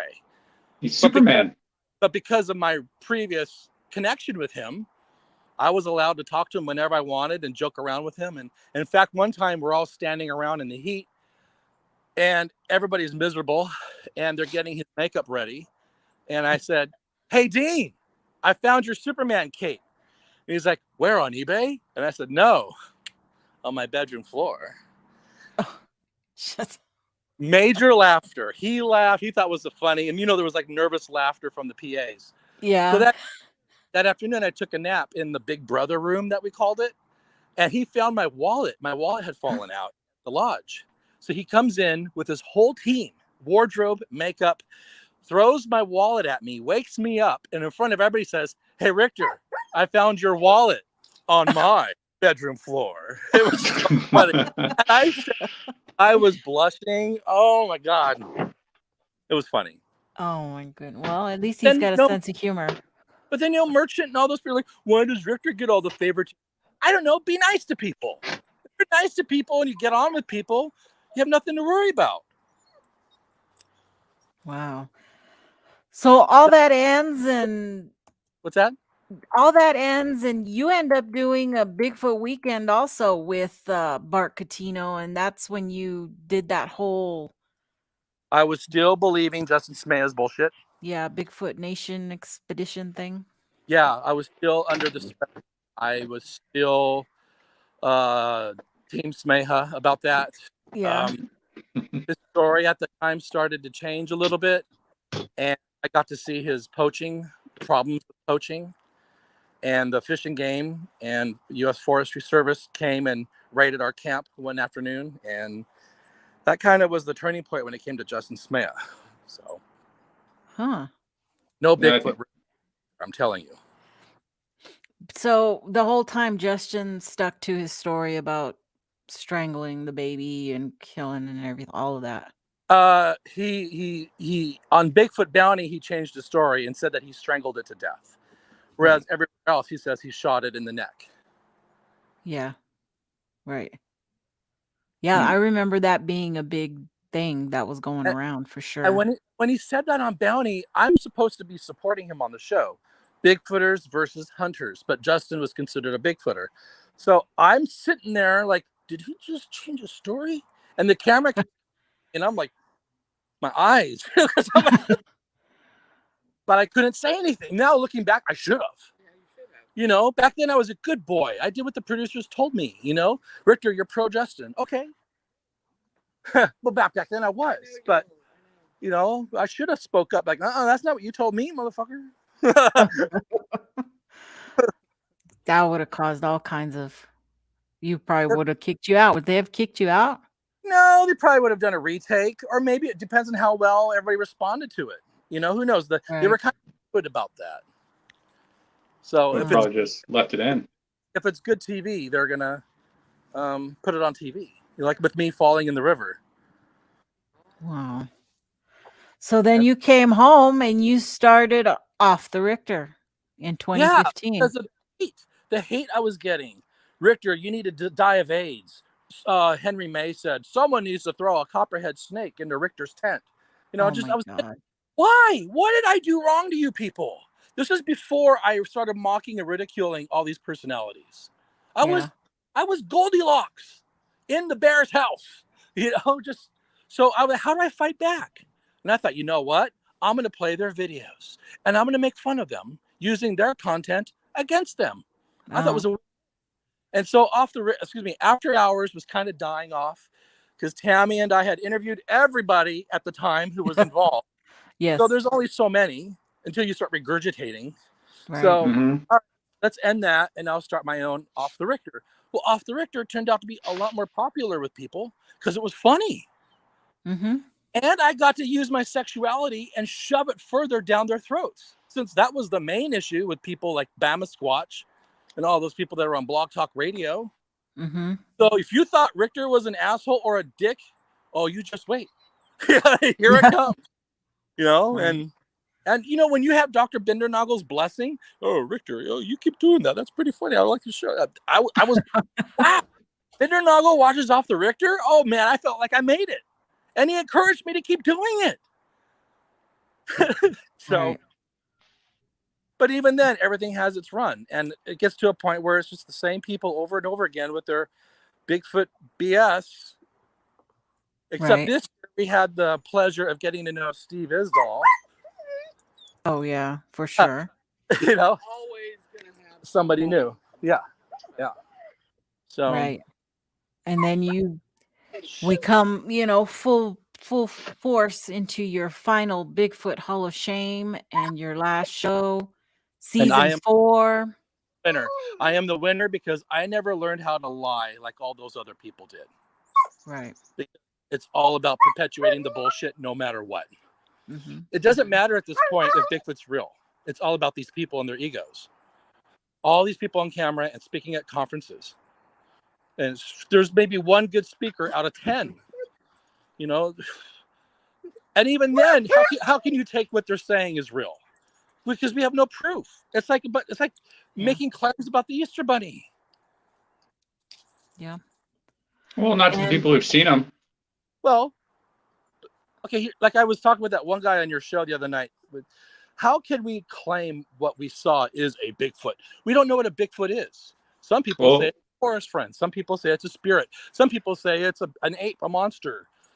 How do we know what it is? How can you make that conclusion? But let's say Diane was a stranger to me and she comes up to me and she's like, hey, Rictor, I just saw something I can't explain. Boom, she's got my interest. Boom, my batteries are charged. Let's hear the story. But if she comes up to me and says, Rictor, I saw a Bigfoot and who the F are you to tell me I didn't? I call bullshit. Who the F are you to tell somebody else they didn't? I live in a real world. Well, there's science. No, if you listen to these people, Bigfoot's as common as a squirrel in this. For some people, yeah, but not everybody. For some people, it's far more elusive than just being in your backyard. How would you reword it then? There's nothing to word. Somebody walks up and you says, "I saw a Bigfoot." I'll be okay. Good. Talk to my friend Diane. Well, that's why I always. That's nice. Okay, that's nice. Well, I'm polite to strangers. I'm not off the Rictor of strangers. I'm just, you know, oh, cool, right on. Oh, it aborted a UFO. Wow, what did it? Oh, you're very lucky to have seen that. Okay, guys, there was an individual that was at Beachfoot a few years ago. You don't like him coming around here. Which one? The one that sent me gay porn. Yeah. You don't have to say his last name, but you know who I'm talking about. There's an individual who was a fan of Off the Rictor that wanted to see me and meet me and tell me about the 5 Bigfoot he has living in his property, who he takes pictures of every day and has a friendship and a relationship with. And Prince, my dog wandered off. Prince. So anyways, he goes to Beachfoot to meet me, and I'm honored and I'm flattered. You know, I'll be, of course, courteous. I'm not going to be a dick. Sure, you see Bigfoot every day. Great. Tell me more. I'm not going to be rude or belligerent or hostile. And so he's telling me that he's going to take me right now to his property and show me all this Bigfoot evidence. And so I said to him, and that was nice. Do you see that man sitting there? That's Peter Byrne. He has been in the woods longer than any of us could even think about being out in the woods. He has yet to experience a Sasquatch sighting.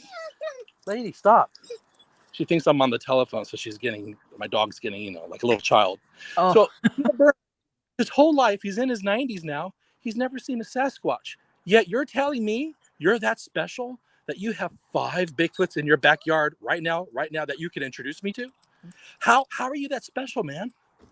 And he looked at me with like a deer caught in the headlights. I'm sorry, I don't want to sound rude, but you're not that special. And if you did have 5 creatures in your backyard, you have to show the proof. Take the picture. We all have these cell phones.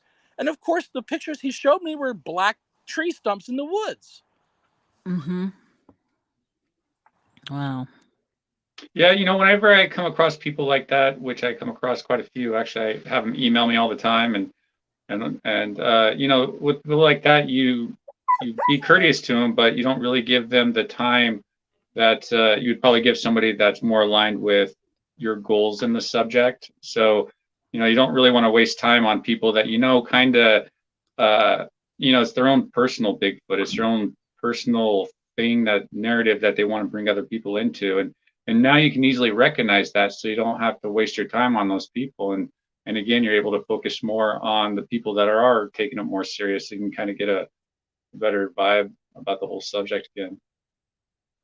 You should do counseling. Yeah, Diane says you should do counseling.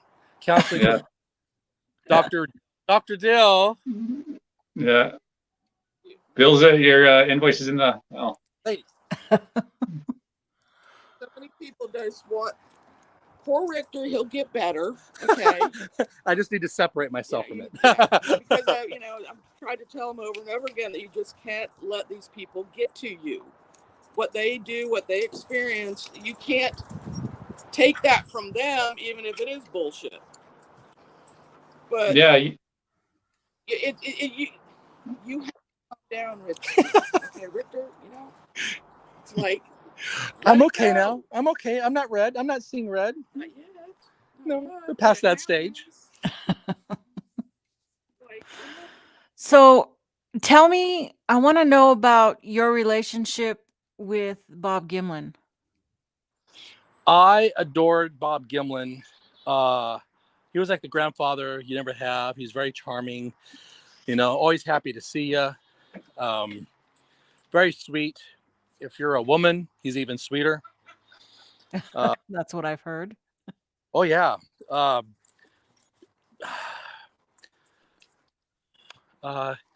have my own opinion on things, and this is just my opinion. He was part of the greatest Bigfoot hoax. That's my opinion. Because, you know, your opinion might be different than mine, but when did you start thinking that? Stop. Because think about this. Did you always think that, or when did you start thinking that Bob Gimlin was a hoax or a hoaxer? What opened my eyes was Rob Godet, because he's like, Rictor, take your the blinders off your eyes and start looking at it from a deeper perspective. Rob Godet told me that at Beachfoot back in 2014. Yeah. However, stop, lady. However, when people of like-minded personalities merge, and those would be Russell Cord and Bob Gimlin. Right. Rick Dyer, Stacy Brown. They're all the same. They're all the same. But Bob Gimlin isn't the same, though. That's the important thing, is Bob Gimlin isn't the same as those people, because he's not exploiting it in a way.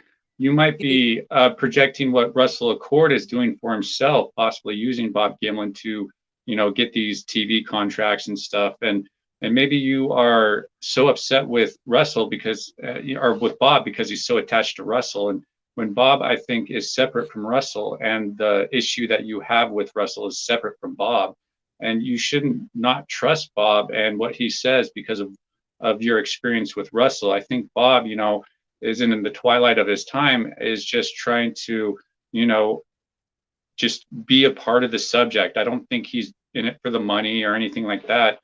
So maybe you can kind of look at it from that way, because you can't. I mean, if you believed him at one point, but now you don't believe him because of all these other people and nothing specifically he did, that's not very fair to Bob Gimlin, and not very fair to the people that do believe in Bob Gimlin too. Can we agree on this, that when it comes to Bigfoot, all you have is your integrity and your character? Can we agree on that? Yes. This man is making out and feeling up women at Bigfoot conferences left and right. In fact, I have a video of it in my finale here of Off the Rictor of him making out with somebody at He's been doing that all. But that doesn't make it okay. Yeah, but that doesn't make him a hoaxer, though. It doesn't make him a hoaxer. But it makes you open your eyes to who he is as a man, as a person.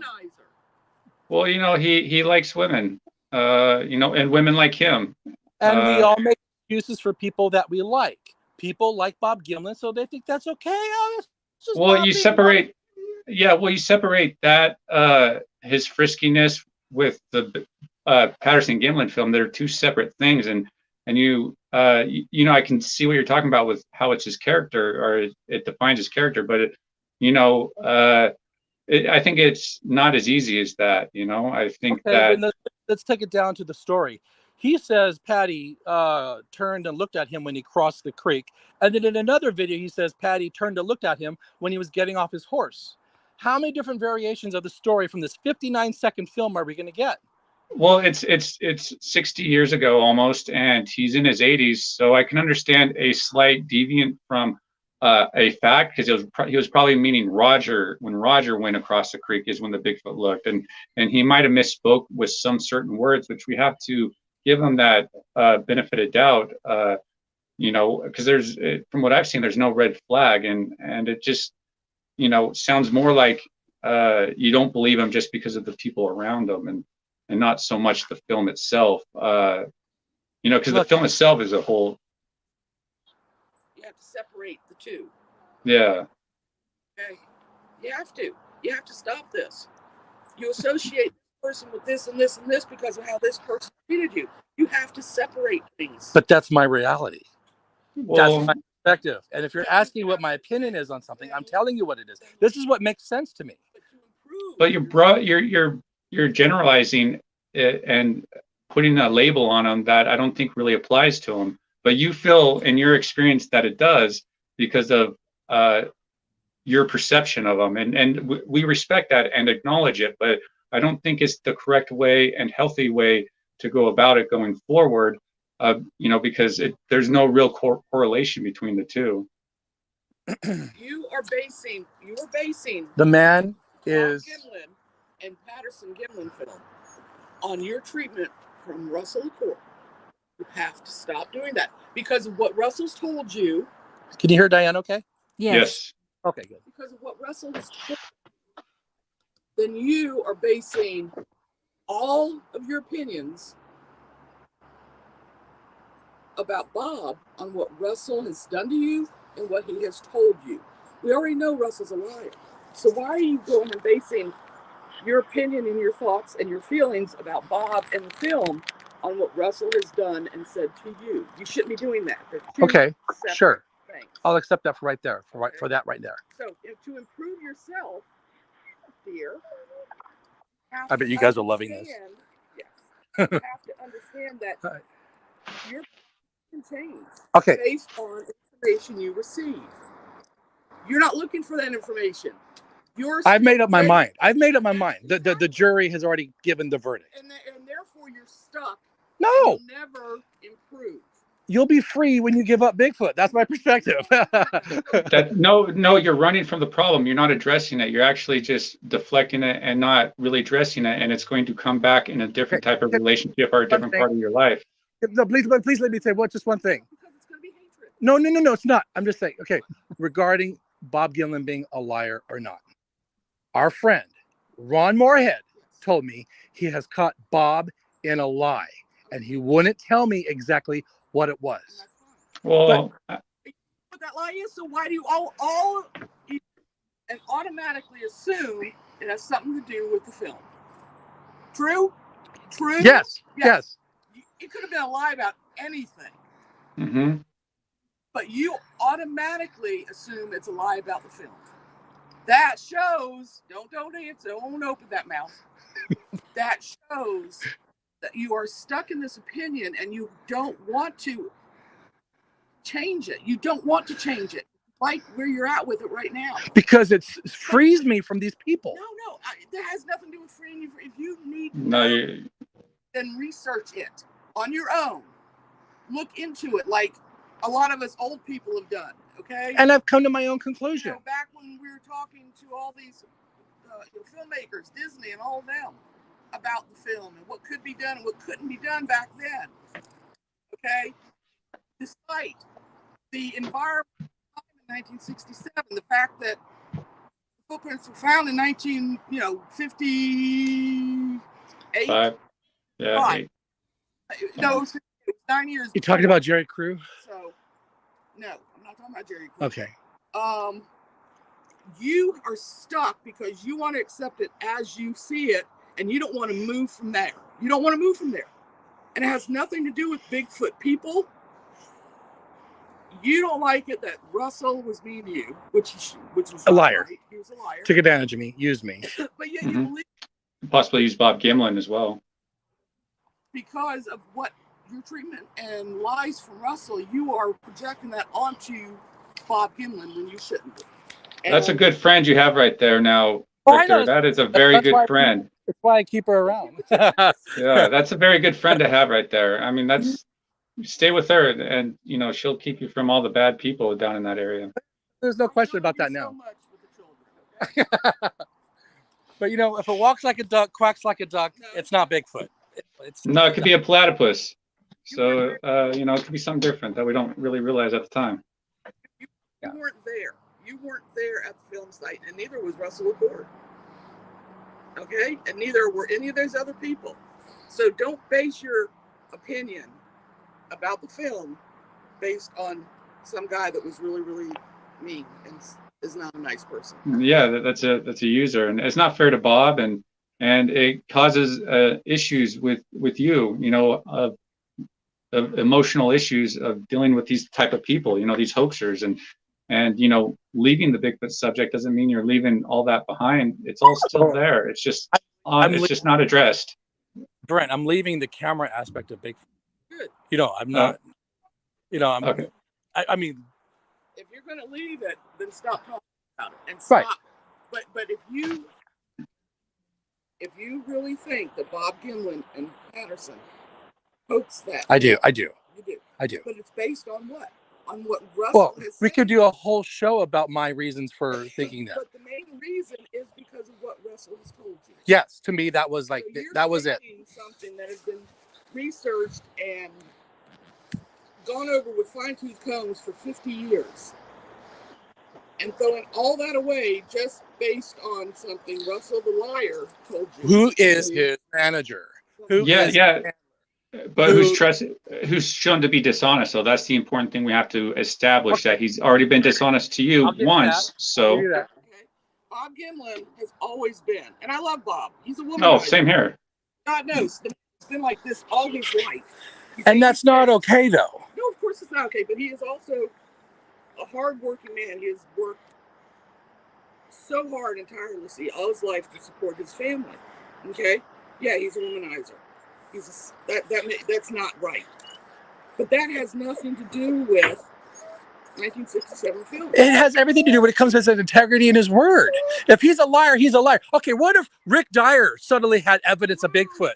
What would you say? What would be your position about Rick Dyer right now? Boy, now you're Bob Rictor, you're starting to sound like Steve Coles. but Bob hasn't lied to you. Bob hasn't lied.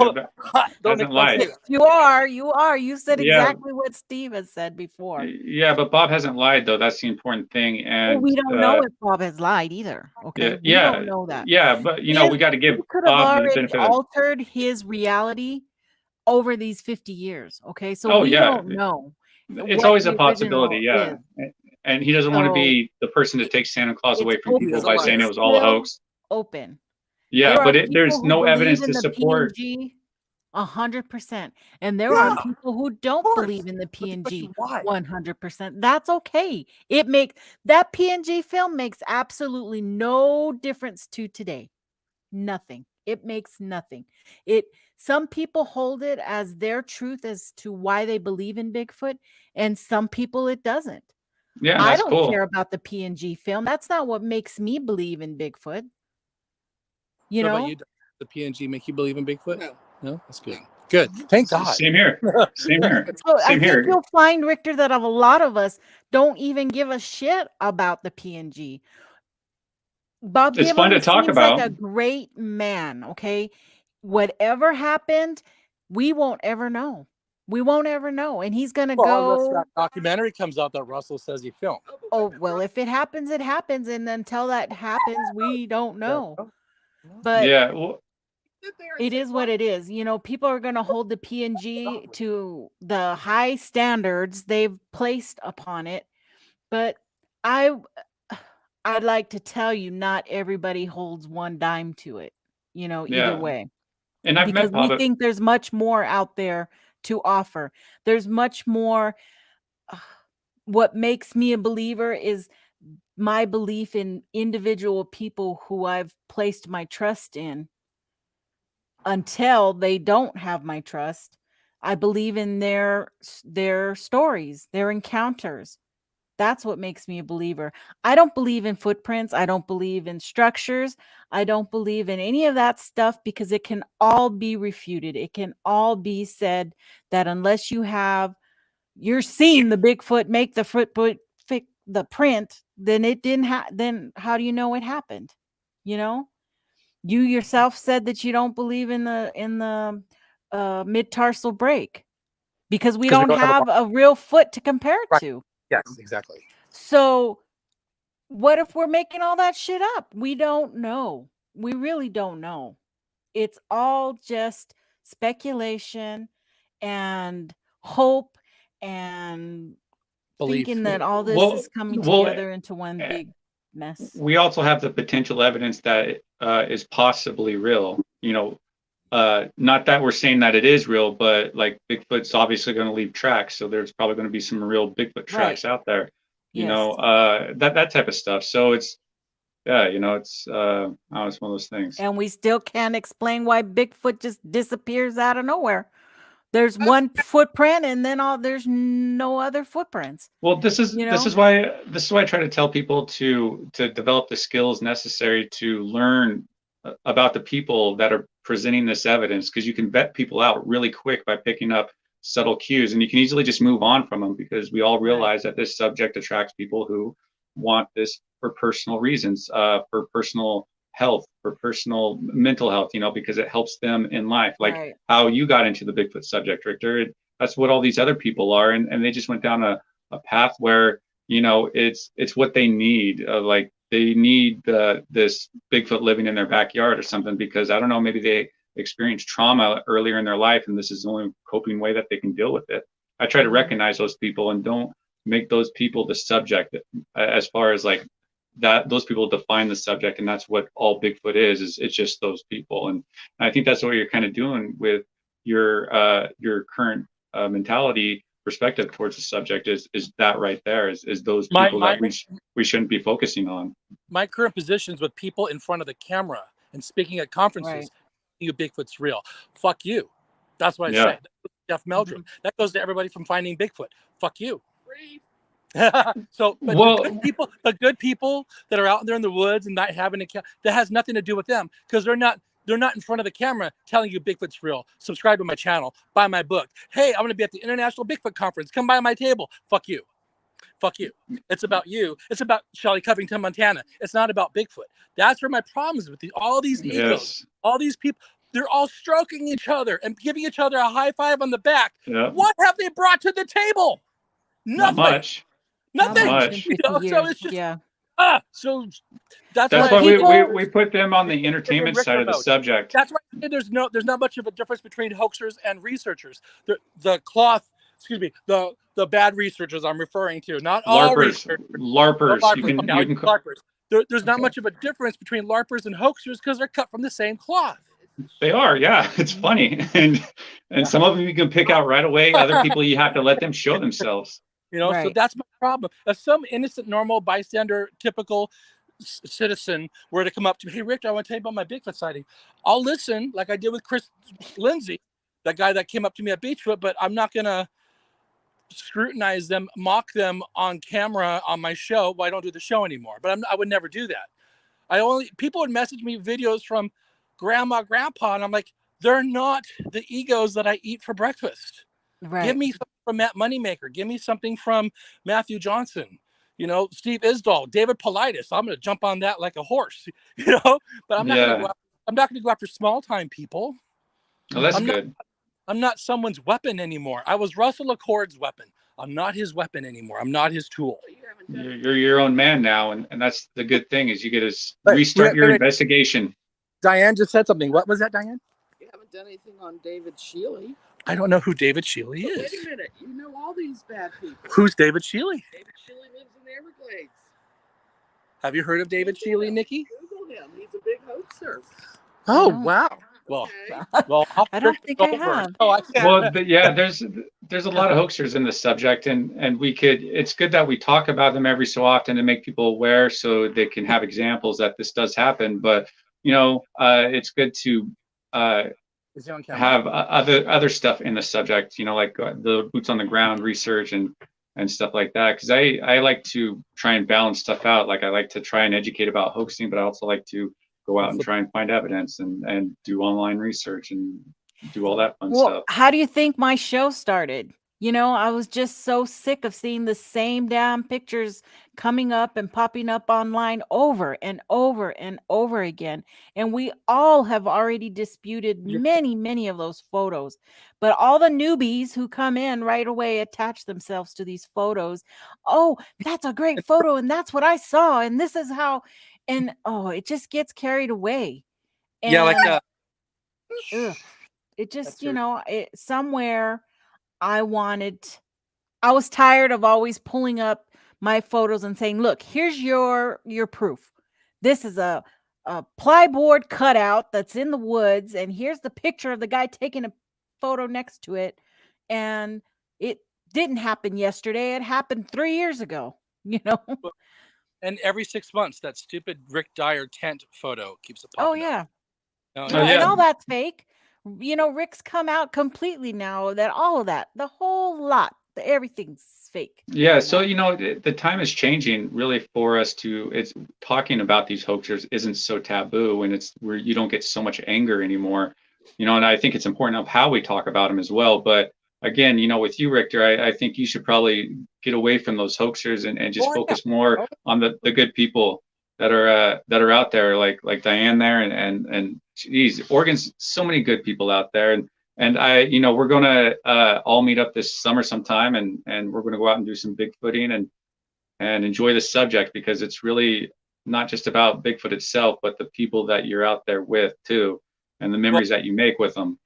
Well, Brent, do me a favor that when we hook up, or excuse me, don't trigger me. You know my buttons. You know, oh no. So, hey Richter, what are your thoughts about blah blah blah? Piccolo Pete, I'll go off. Maybe we need to breathe. No, I'm the one who wants to de-escalate that for you, so you have a better experience in this subject. Yeah. You've got a few of us that are good people. I am. Yeah. Yeah. Okay, don't worry about the other. Oh, I'm not. That's all done. That's all. No, it's not. Yeah. It is. Well, they've asked questions, and so they're getting my honest reaction. That's what I wanted. Yeah, I didn't want any fluff or anything, because Richter's not going to be doing his thing anymore. So, this is a hurrah to Rictor, and say it how it is. I mean, we all know who you are. We've seen you for 10 years now. Sure. And Pack me up. You are who you are, right? Yeah. That's not going to change. And we appreciate you for who you are. And, that's what it's kind of all about. And as Jay's talking about how, because we're going to meet up with Jay in the next month or two, and he's down below Mount St. Helens. So that's something you guys can cruise up with. And Jay Birch. Jay Birch. Bigfoot Barbecue. I haven't heard of him. Yeah, St. Helens. Yeah, but Jay Birch. Is he chubby? No, he's not. No. You'll like him. Oh, really? Yeah. No, yeah, him and his wife are wonderful. Yeah, he's an amazing cook. Wife, so let me pretend I'm Bob Gimlin with the boys.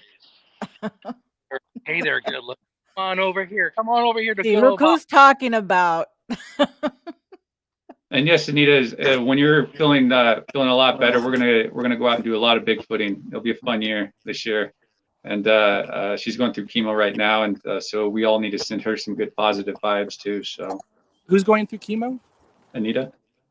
Oh. Anita. Who? Many Anita who? She's out of Greenwater. Hebichuk? Yeah. Yeah. There's so many.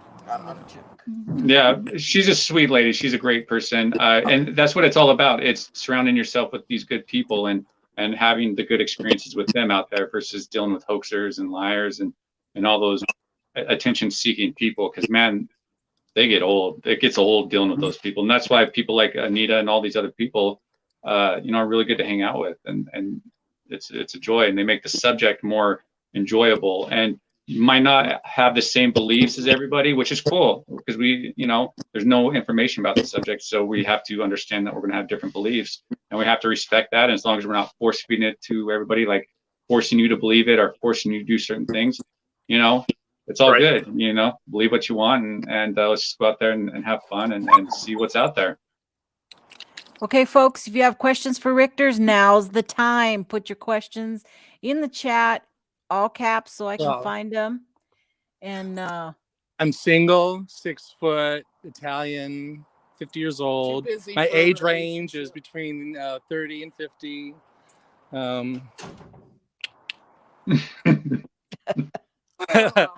For Brent, I'd be a bottom. Hey. Hey, you gotta get you that truck, right? That's right. I could fit 2 men in the back. Can you stop? Pat was down for it too. I can honestly say I have yet to hook up with anybody in the world of Bigfoot. How about you, Diane? How about you, Brett? Well, isn't she married to Todd Neese? I have not. Yeah, she is married to Todd, so she's guilty by marriage. Guilty by marriage. Yeah, I met Todd once. You went all the way. Yeah, I met Todd briefly, like a few years ago or so at a conference. It's just like hey, how you doing? I'm like, oh, yeah. Hey. Yeah. That's about it. Nice guy. So you're going to school right now, Rictor. That's your thing. That's your main focus. What are you gonna? What are you doing? I received my video production certificate from Portland Community College, and I realized I was just 1 year away from receiving my bachelor's degree. So I figured, you know what? Let's just go for it. Give it my everything. Finally get that piece of paper that says I'm qualified to be in video production. For my own self-respect, self-esteem, and it's going to open a lot of doors for me. Exactly. That's what it's kind of all about. Because Rictor, the Bigfoot waiter, is dead. It's going to be Rictor, the film director, making money off of Bigfoot. Real money. Can I ask you, did the Bigfoot subject get you really interested in Bigfoot or into filmmaking, videography? Did it really help you with that? Yes. Bigfoot Bounty. When I saw the production and I saw how easy it was, and it just inspired me and motivated me. So seeing how all that came to be, that was a blast to be a part of. And you'd want to recapture that, and I'd want to do it again, but I want to be more in charge instead of just somebody that's just following orders. Producer, director. I'm not following in any more lakes or rivers. So those days are behind me. I'll tell you to go fall in a river. I want the paycheck. Well, no, that's what it's all about right there, and focusing on what you really kind of want. And Walt Disney said, if you can dream it, you could do it, and you're doing it. So yeah, and have you guys heard of that maker and Bigfoot, Seth Breedlove? Yeah. Yes. I told him, dude, get out of Bigfoot. Stop it. I know it's your comfort zone. You could be the next Steven Spielberg. You're fucking talented. What the fuck are you doing with this Bigfoot monsters bullshit? But I understand it's hard and it's scary to leave your comfort zone. But you have to have faith in yourself and your skills. You have to, just go extra, be more. And some people don't want to do that. And that's his story and that's his journey and that's fine. But I want more. I want more than Rictor, the guy that was on the Bigfoot reality show. And the bachelor's degree is going to be more than that, in my opinion. That's quite the achievement. Well, yeah. So, absolutely. Right. Oh, you muted yourself, buddy. No. Oh, there you go. Okay. Well, you keep covering the microphone. Yeah, you're covering the microphone or something. Yeah. Sorry. Hey, we got a question for you though. Can you explain what Steve Coles allegedly asked you to do? So, this is when he was upset with me because I outed him because he knew about the Russell Accord documentary that he allegedly made with Bob Gimlin. He bragged about it to Steve Coles as well. Because when Russell told me, I called Steve Coles. I'm like, oh my God, you're not going to believe what Russell told me. And Steve Coles was like, he told me that too. So we were both comparing notes on the subject. So when I was washing my hands of the whole Bigfoot stuff, I came clean. Why am I being quiet with what Russell Accord told me? That makes me complicit. That makes me a hypocrite. And Steve Coles knows about this too. And that he was sore that I outed him on that. And so he called me and said, Rictor, what if I could get Russell to say he was just being coy and that it was all a big misunderstanding? I'm like, Steve, that's no dishonesty. That was the phone call I had with him. And that was the last time I talked to that motherfucker. And to me, Steve Coles is no better than Rick Dyer. They are two of the same person. It's all about perpetuating the Bigfoot bullshit at your expense. I'm not a part of that circus anymore. I'm more of the private Brent Deal out in the woods Bigfooter now.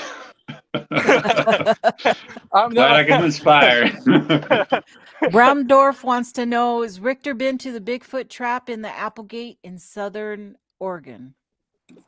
No, but I would like to think that I am the Bigfoot trap.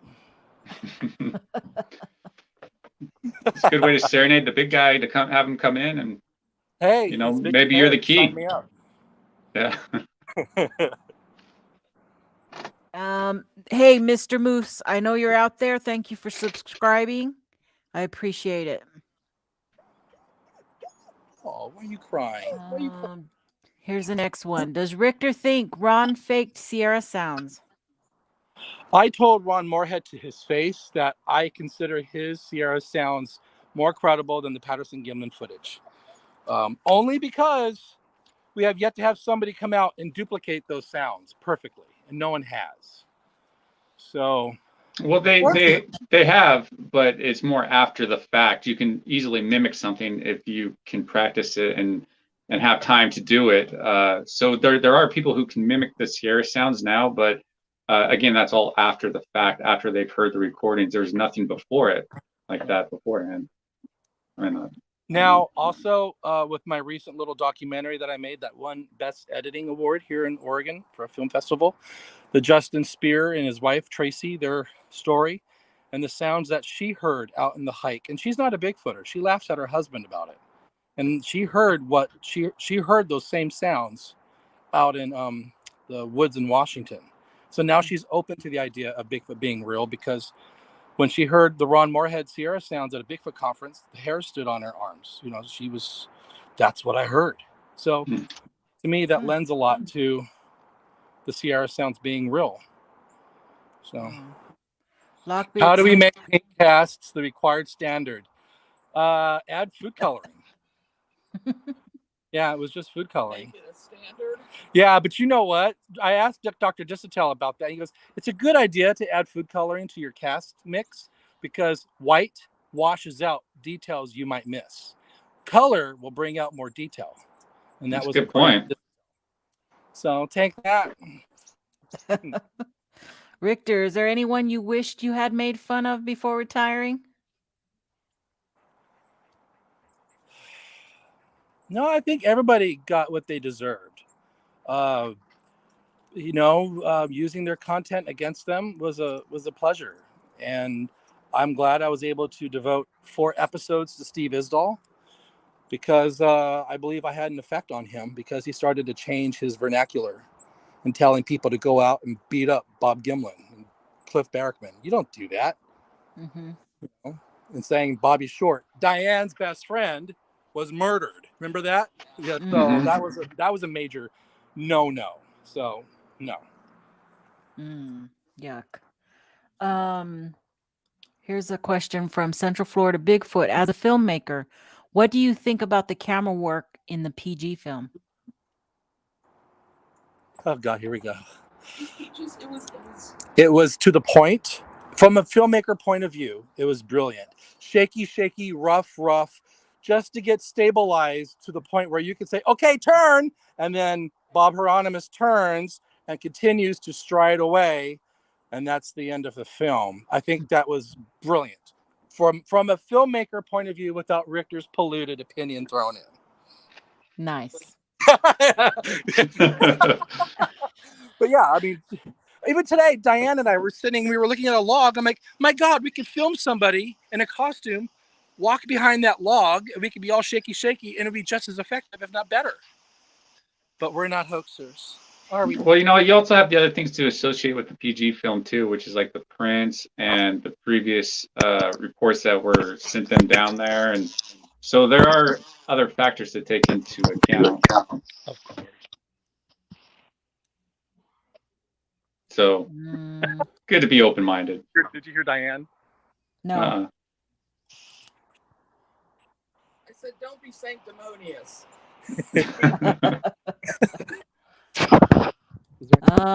B-Lynn says, hey, Rictor, been a long time since we chatted. Congratulations on your film career. No doubt you'll be very, very successful. Thank you. Your hand's on the mic again. Oh, shit. I said, thank you. Thank you very much. Okay. But why can't any of us prove one frame of that PG film was BS? I think, in my opinion, the more you enhance it with 4K scrubbing technology, you're going to see the cufflink. You're going to see the zipper. That's my opinion. I'm not here to debate it. Well, hey, that's what I take from it. So the more, but you do know when you upscale it like that, it's going to create artifacts that weren't initially there because it's using AI software, and so you can't really use the PG film as a form of evidence review once it's past the digital stabilization. You can't use the PG film for any other evidence review because it's creating artifacts that we don't know what artifacts it's creating because we're relying on artificial intelligence to create those artifacts for us. Then you can agree that it becomes its own monster. It becomes its own entity. Because it's becoming something entirely different. Like what Scott Carpenter does. Every time he uploads his shit and changes it up, it changes everything. He's creating, all those images and his pictures. Yeah, you're creating pixels and pixels that weren't initially there back in 1967.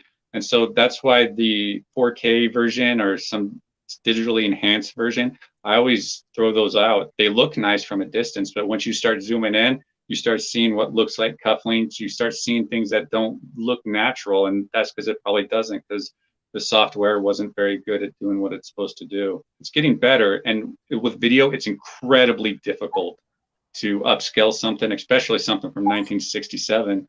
Upscale to 4K quality. I mean, it's incredibly difficult. So with the PG film, you should really only be looking at something, the digital stabilization that like Bill Munns did. That's a very good, articulate statement, Brent. and I stand by that 100%. We can agree on that. Yay. 35 millimeter. Yes, Prince. Sorry, my dogs are acting up. 35 millimeter is better if you want to enhance something. Ladies, you don't have to deal with pixels. Yeah. But but they're now dealing with pixels and the AI software. I've looked a lot into it. It does create artifacts that will show unnatural artifacts within the actual video itself, and it because that 4K video gets passed around a lot, and it's like, man, don't.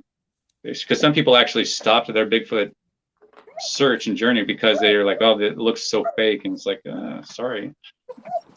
I shouldn't look at that. But anyways. So Batmom says, why did Gimlin change his story though? I've never seen a Bigfoot and I want the PG film to be real, but I did find Bob changing his story odd. Why did he change his story? I don't know. I have a personal theory on why hoaxers change their stories. It's because you cannot say he's a hoaxer. You don't know that. But in my opinion, he is. Okay. So hoaxers don't, like for instance, Wes Germer from Sasquatch Chronicles. He couldn't remember if it was a full moon or not when the night he and his brother were supposedly ambushed on that road, right? So he got outed for that. And then somebody said, oh, well, there was a solar flare that night. And then Wes Germer's like, yeah, maybe the solar flare lit up the forest. Since when does that happen? What planet? What twilight? What? So we're on Pandora right now. Right. So hoaxers don't have the benefit of facts to draw from memory. Okay. So they kind of make shit up as they go along. I can tell you, Diane and I pulled out of the Wildwood exit and I made the wrong turn. I had to do a U-turn. We went up the road about a mile and then the Dairy Queen had a line that was too long, and so we decided to come here because Grandma had to go piddle. That's the story, and it'll be the same story 50 years from now. It won't be like, well, we pulled out of the Fred Meyer, and we saw Brent Dill in the parking lot, and there was Nikki, and she was shopping too, and then we went to the Dairy Queen. No, so when you have fact to draw upon from your experience and tell the story, you're not going to be changing it. What did he change? What exactly did he change? Well, sometimes he was on the horse and getting off, and sometimes he said that's when it looked. Yeah. He said that when he got off the horse, that's when Patty looked. And in another story, he says when he crossed the creek, that's when Patty looked. Well, can we also take into account that he's an elderly gentleman that might be recalling facts differently? That every excuse for that. Go ahead. That's fine. No, it's not an excuse. It's a pretty good one. It's actually a pretty good one. But in that sense, he could be making shit up because he's just filling in the blanks. Well, then he'd be adding something new to the story that wasn't originally there. Not necessarily. Brent, let's say the film was not 59 seconds. Let's say the film was 5 minutes and a whole bunch of weird stuff happened. Bunch of weird stuff. Bullets flying, babies being killed, dogs, let's add the MK conspiracy crap to it. Let's say that all happened in 5 minutes. Then some parts of the story are going to be kind of, not quite in sync with the major story, but 59 seconds, how much of it's going to change? Well, it sounds like very little. If it's just like hey, I got off the horse here at this one spot. No, actually, Or when I crossed the creek and that's when she looked. When did she exactly turn and look, Bob? Yeah. Maybe he was getting off the horse while Roger was crossing the creek and that's when it looked. Maybe it's the memories getting blended together. Yeah, I would want to see something to like label him a hoaxer or something. I would want to see something like, oh, hey, it was actually we were there in November, not October. Something like glaring, but something that can easily be misconstrued as an elderly person that is having issues recalling certain memories or blending memories together, because that's what happens with memories. Guys, be quiet. Well, Brent, he sees a Bigfoot. Lady. The squirrel's up there on the tree. Okay, it's not really a Bigfoot, it's a squirrel. It could be a squirrel mimicking a Bigfoot or a Bigfoot mimicking a squirrel. One of the two. Someone to get Christopher Noel on that one. Get up here. You realize when we go out in the woods with these two. they're our defense because we don't want the Bigfoots to get us. why I Because carry- look what happened to West Germer. They were ambushed by the Bigfoots. We don't want I that. know, yeah. And thank you for speaking up about that too, by the way, putting Well, that they're in your all- video. because they're all, in my opinion, anyone that's on a podcast and on a camera and at a conference, they're all lying. So the ones you're talking to are lying? Have you seen a Bigfoot, no. Nikki? What? Have, Sorry, have you I was seen a reading. Bigfoot? Have you seen a No. Bigfoot? No, I have Right. not. Then they're not lying because they haven't seen a Bigfoot. That's not what But we do have people on here that have seen Bigfoots, and Anyone who's been on front of the camera at a conference, blah blah blah blah blah, you said podcast. they're lying. You said podcast. Oh, So they're lying to you right now because they said no, they haven't seen a Bigfoot. please stop That's lying. true. Stop lying, Nikki. Brent, stop lying. okay. Oh, We'll get it we'll get that whole thing Ow, worked that out. just hurt. it's Can I ask something? whatever each individual wants to believe.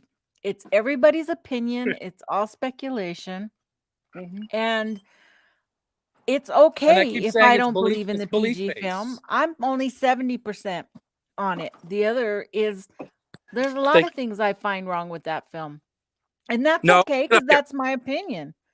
You know, and nobody's going to change that. Over the 10 years I've been in the community, I've not changed my stance on that, and nobody will change that. Now, Get up here. You're sitting on it. I was going to say something about we don't believe Bob Hieronymus. Everybody calls him a liar. Why? Well, here's the difference. Everybody loves Bob, but they don't like Bob Hieronymus. Why is that? They want to call What? him a liar that he's making everything up. But what if he's telling the truth? Because he's not What if Bigfoot. he's telling the truth? That's It'd be the nice thing. if he- no one's if- giving him that consideration. Have you ever met the man? No. I have. You met Bob Hieronymus? Okay. Trust me.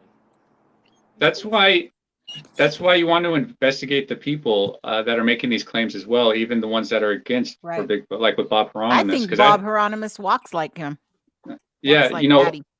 I went down the Bob Hieronymus rabbit hole a little bit, and I learned a lot about him. And I don't feel very confident that he's being honest at all. I think some of the information he got was from Philip Morris after the fact, and he's just regurgitating it. And there's no reason to believe him. So that's how I got my information, or my stance on Bob Hieronymus, was researching him, doing the due diligence of looking him up, and what should I believe him or not, and not just listening to somebody else. So, and that's what I always encourage people to do, and that's why I always say, you got to investigate the Bigfoot subject, as a whole, not just the Bigfoot itself, but the people making the claims, because they might be wrong, they might be right, but you want to verify it, trust but verify. You so want you to don't go- get as much information as you possibly can. And it's But okay to. With that being said, Brent may have vetted that information and he took it that, okay, I don't believe one word Bob said. I may look at the same information and say, okay, well, I think now that there's a little chance there. Mhm. And It's that's all- okay because I'm interpreting it my way, not Mhm. Brent's way. Yep. And that's okay. It doesn't make a damn bit of difference because we're still in the same place right now. Yeah, and we're able to discuss it and articulate it between each other like adults, and we're not going to, fight about, oh, I'm going to get mad at you because you believe something about Bob Hieronymus. We're adults. We don't do that type of stuff, and that's why we just respect. I'm friends with people who have woo beliefs. I go out Bigfooting with them and stuff, and Right. I don't care. Everybody can research this subject any way they want. I really don't care Yeah. about that. But I will call out things I think that are completely asinine. Okay. I do not believe in the massacre. I don't. Oh And yeah, I'm yeah. 100%. That's a map. 100% That's a map being will made not. out of a mold. Yeah. Yeah, know? yeah. That's why I have the scale of when I actually start speaking up against hoaxers, if they're being detrimental, costing people money, or causing some sort of control aspect, like most of these hoaxers have. Those are the ones that I kind of speak up on, because we don't need those type of people in this subject. I don't think Bigfoot can call me on my cell phone and tell me what's up. Call I me don't on why the would think they? that. cell He's on phone. Oh. Exactly. Let's talk about Mindspeak. You have that guy, Survivor Man, Bigfoot, saying that he experienced Mindspeak and that Bigfoot told him, if you want to see us, we're just over 2 hills away. He said, Yeah. he had that on Coast to Coast. He's Well, you- filming the Tennessee Bigfoot show, and he said, "Oh, I wasn't ready to meet them." What? Mhm. Yeah. What? He recently said that again too. Yeah. He did. Yeah. Yeah. So he still kind of believes that, and that's just his experience. That's his belief, and kind of more power to him. I might not use him as a trusted source for Bigfoot information because, I'll just be like, that's Les Stroud, and he's starting to go down a path that I'm not really wanting to go down right now. And if he has great evidence to produce, then great, I'll go down it. But until then, I'm just going to stay on my path and just recognize that and just kind of move on from it. And hey, these other people over here got really good. They're really good at the whole Bigfooting thing. So I'll just go hang out with those guys and maybe I'll see one. Donald wants to know, Richter, will you sell me the Butt Creek Massacre art? It needs to be on a t-shirt. That's the one I drew of Steve Isdall being Yes, butt I know. rammed. Yes. And it's got Nick and MK Davis, Scott Carpenter, and David Paulides. The David Paulides part of that drawing is the best Are part. you gonna put it on a t-shirt and sell it? She wants to. I won't sell it, but I'll give them. Yeah, tell them to email me. Rictor.Riolo@gmail.com. Did you get any flack from any of those guys? Oh yeah. Oh yeah. Steve Isdall loved it. He has a sense of humor. But David Paulides and MK and Scott, they sent their minions after me. Yeah. The cease and desist and all that? No. No. One time I tried a few years ago buying Missing 411 from Paulides' website, and he refunded my money saying, until you take down my drawing you did of me, I won't sell you my book. I'm like, hey, I'm not going to compromise my artistic integrity. I'm not taking down my drawing. It's art. Oh, wow. Yeah. Good call right there. You don't want to give him any more money than. See, I've drawn Diane. I drew Diane wrestling an alligator. Oh yeah. It's her profile I on saw that Facebook. one. Yeah. And I have a drawing I did of me and Brent, but you haven't seen it, Brent. Is that X-rated one? I'm kidding. I haven't drawn you. I'm sorry, I've never drawn you or Nikki. This is It's all good. Planetary powers activate. Ooh. Go? No, that's not them. The woohoo was Brent out in the woods. He said that's his Bigfoot call. Brent, take your hoodie, take your cap off. I'm going to show Diane what you look like. Look at that. Okay. Yeah, sexy. Yes, Richter, sexy. Yeah. There's not many sexy men. Not many sexy bald men in Bigfoot. Yeah. Well, there you go. Yeah. I think they all are. They just don't take their hats off. It gets cold. It's almost spring. A little warmer today, but we're getting close. You're a painter, folks. right? Well, hey. A painter? No. What plumber? No. What are you? I don't. What am I? Yeah, what's your day job? Well, I don't discuss my personal Ooh, man, a mystery. stuff on here. I keep personal and Bigfoot separate. A male escort? Yeah, actually. Well, it's good for after hours stuff, Oh, Make some are you extra good money, at yeah. laying down the pipe? What? What? These are serious questions, because what if I need some deep plumbing? I need to get a Well, Look at him blush. yeah, Look at that smile. you got me there. You got me there. Any more I questions? have no Ricky? response. I Are don't we see good? any more questions. I think All right. we've had a great show. I really appreciate you coming on here, Richter, and sharing your life with us. And so now that you're not fully out of the subject, you can still come back and join on various podcasts, and talk Bigfoot and maybe make fun of, some of these LARPer Bigfooters, because that's fun too. I like doing that. I know some LARPing Bigfooters. My favorite is Dan Shirley is my favorite. Dan Shirley out of the Sierra Nevada. My favorite LARPer. When I saw him chase a Bigfoot, he won my heart, because it's like, wow, he's so adorable. Look at him fake chase a Bigfoot. It's so cute. And ever since I saw that, I'm like, man, he's my number one LARPer.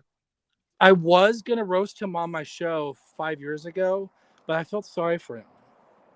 Yeah. So I thought, no, I do have some compassion on the. Yeah. Yeah. That's why you got to So- appreciate, he's a LARPer, but he's one of the more benign, like the more innocent ones, that like the Wayne Wilson type, where he's just like, And see, Wayne Wilson's got a great sense of humor about it. oh yes, He's I off love the Wayne charts Wilson. nuts, but he's funny, and he doesn't take it personal, and that Right. tells me a lot about Well, who he is as a person. And I think he truly believes what he says, what he sees. I think he truly believes and sees that, and it's true in his reality tunnel, not ours. But he's cool with it, so he gets my respect, and that's why I like him. You know who he is, right? See Wayne Wilson, Anubis, and the bird goes caw caw. He's like, oh, hello, my friends. Mm-hmm. It makes him happy. It keeps him out of trouble, and I prefer he does that versus whatever else. He would be great for like a kid's Bigfoot show. Hey kids, hey, let's all say hello to that Mr. Bigfoot. Look at for sure. They're gonna get the Bigfoot. Look at that. Yeah. Oh, they're cute. They're looking. They're laser focused. Yeah, they are. There's things out there they want to chase. They're the Squatch dogs. For sure. Well, thank you guys for coming on and spending time with us. I truly appreciate it. I know everybody here appreciates it. And what can I say? We're going to miss you. Oh, thank you. Bye. Bye, guys. Rictor died. Rictor's no more. And now Rictor is resurrected. So now he's a new resurrected. Yeah, out of the ashes, ready, guest host ready with all this experience and knowledge, and now it's going to be such a better, different experience for you. And we're going to work on that whole Bobby Gimlin thing in the future. That vault is locked shut. But yeah, I don't think so, but maybe. I don't know. We'll talk about it more. Thank you, Diane. Yeah, thank you. It was great to meet you too. Okay. Bye. Hey, that folks. good friend there. That's a good friend too, by the way. That's a really good friend. She's kept me too. Bye. That's cool. Goodbye, you guys. Thank you all for being here. Appreciate everybody. If you like my content, please like that. Hit that button. Hit that button right now. Like, share it with your friends. That's a big deal for me. Subscribe. I can't tell you more. Hardest working lady in the subject. It's thanks, Brent. It was a great show. You kept him calm down. I'm the Rictor Whisperer. The Rictor Whisperer. That's good. So you guys, until next time, we're out.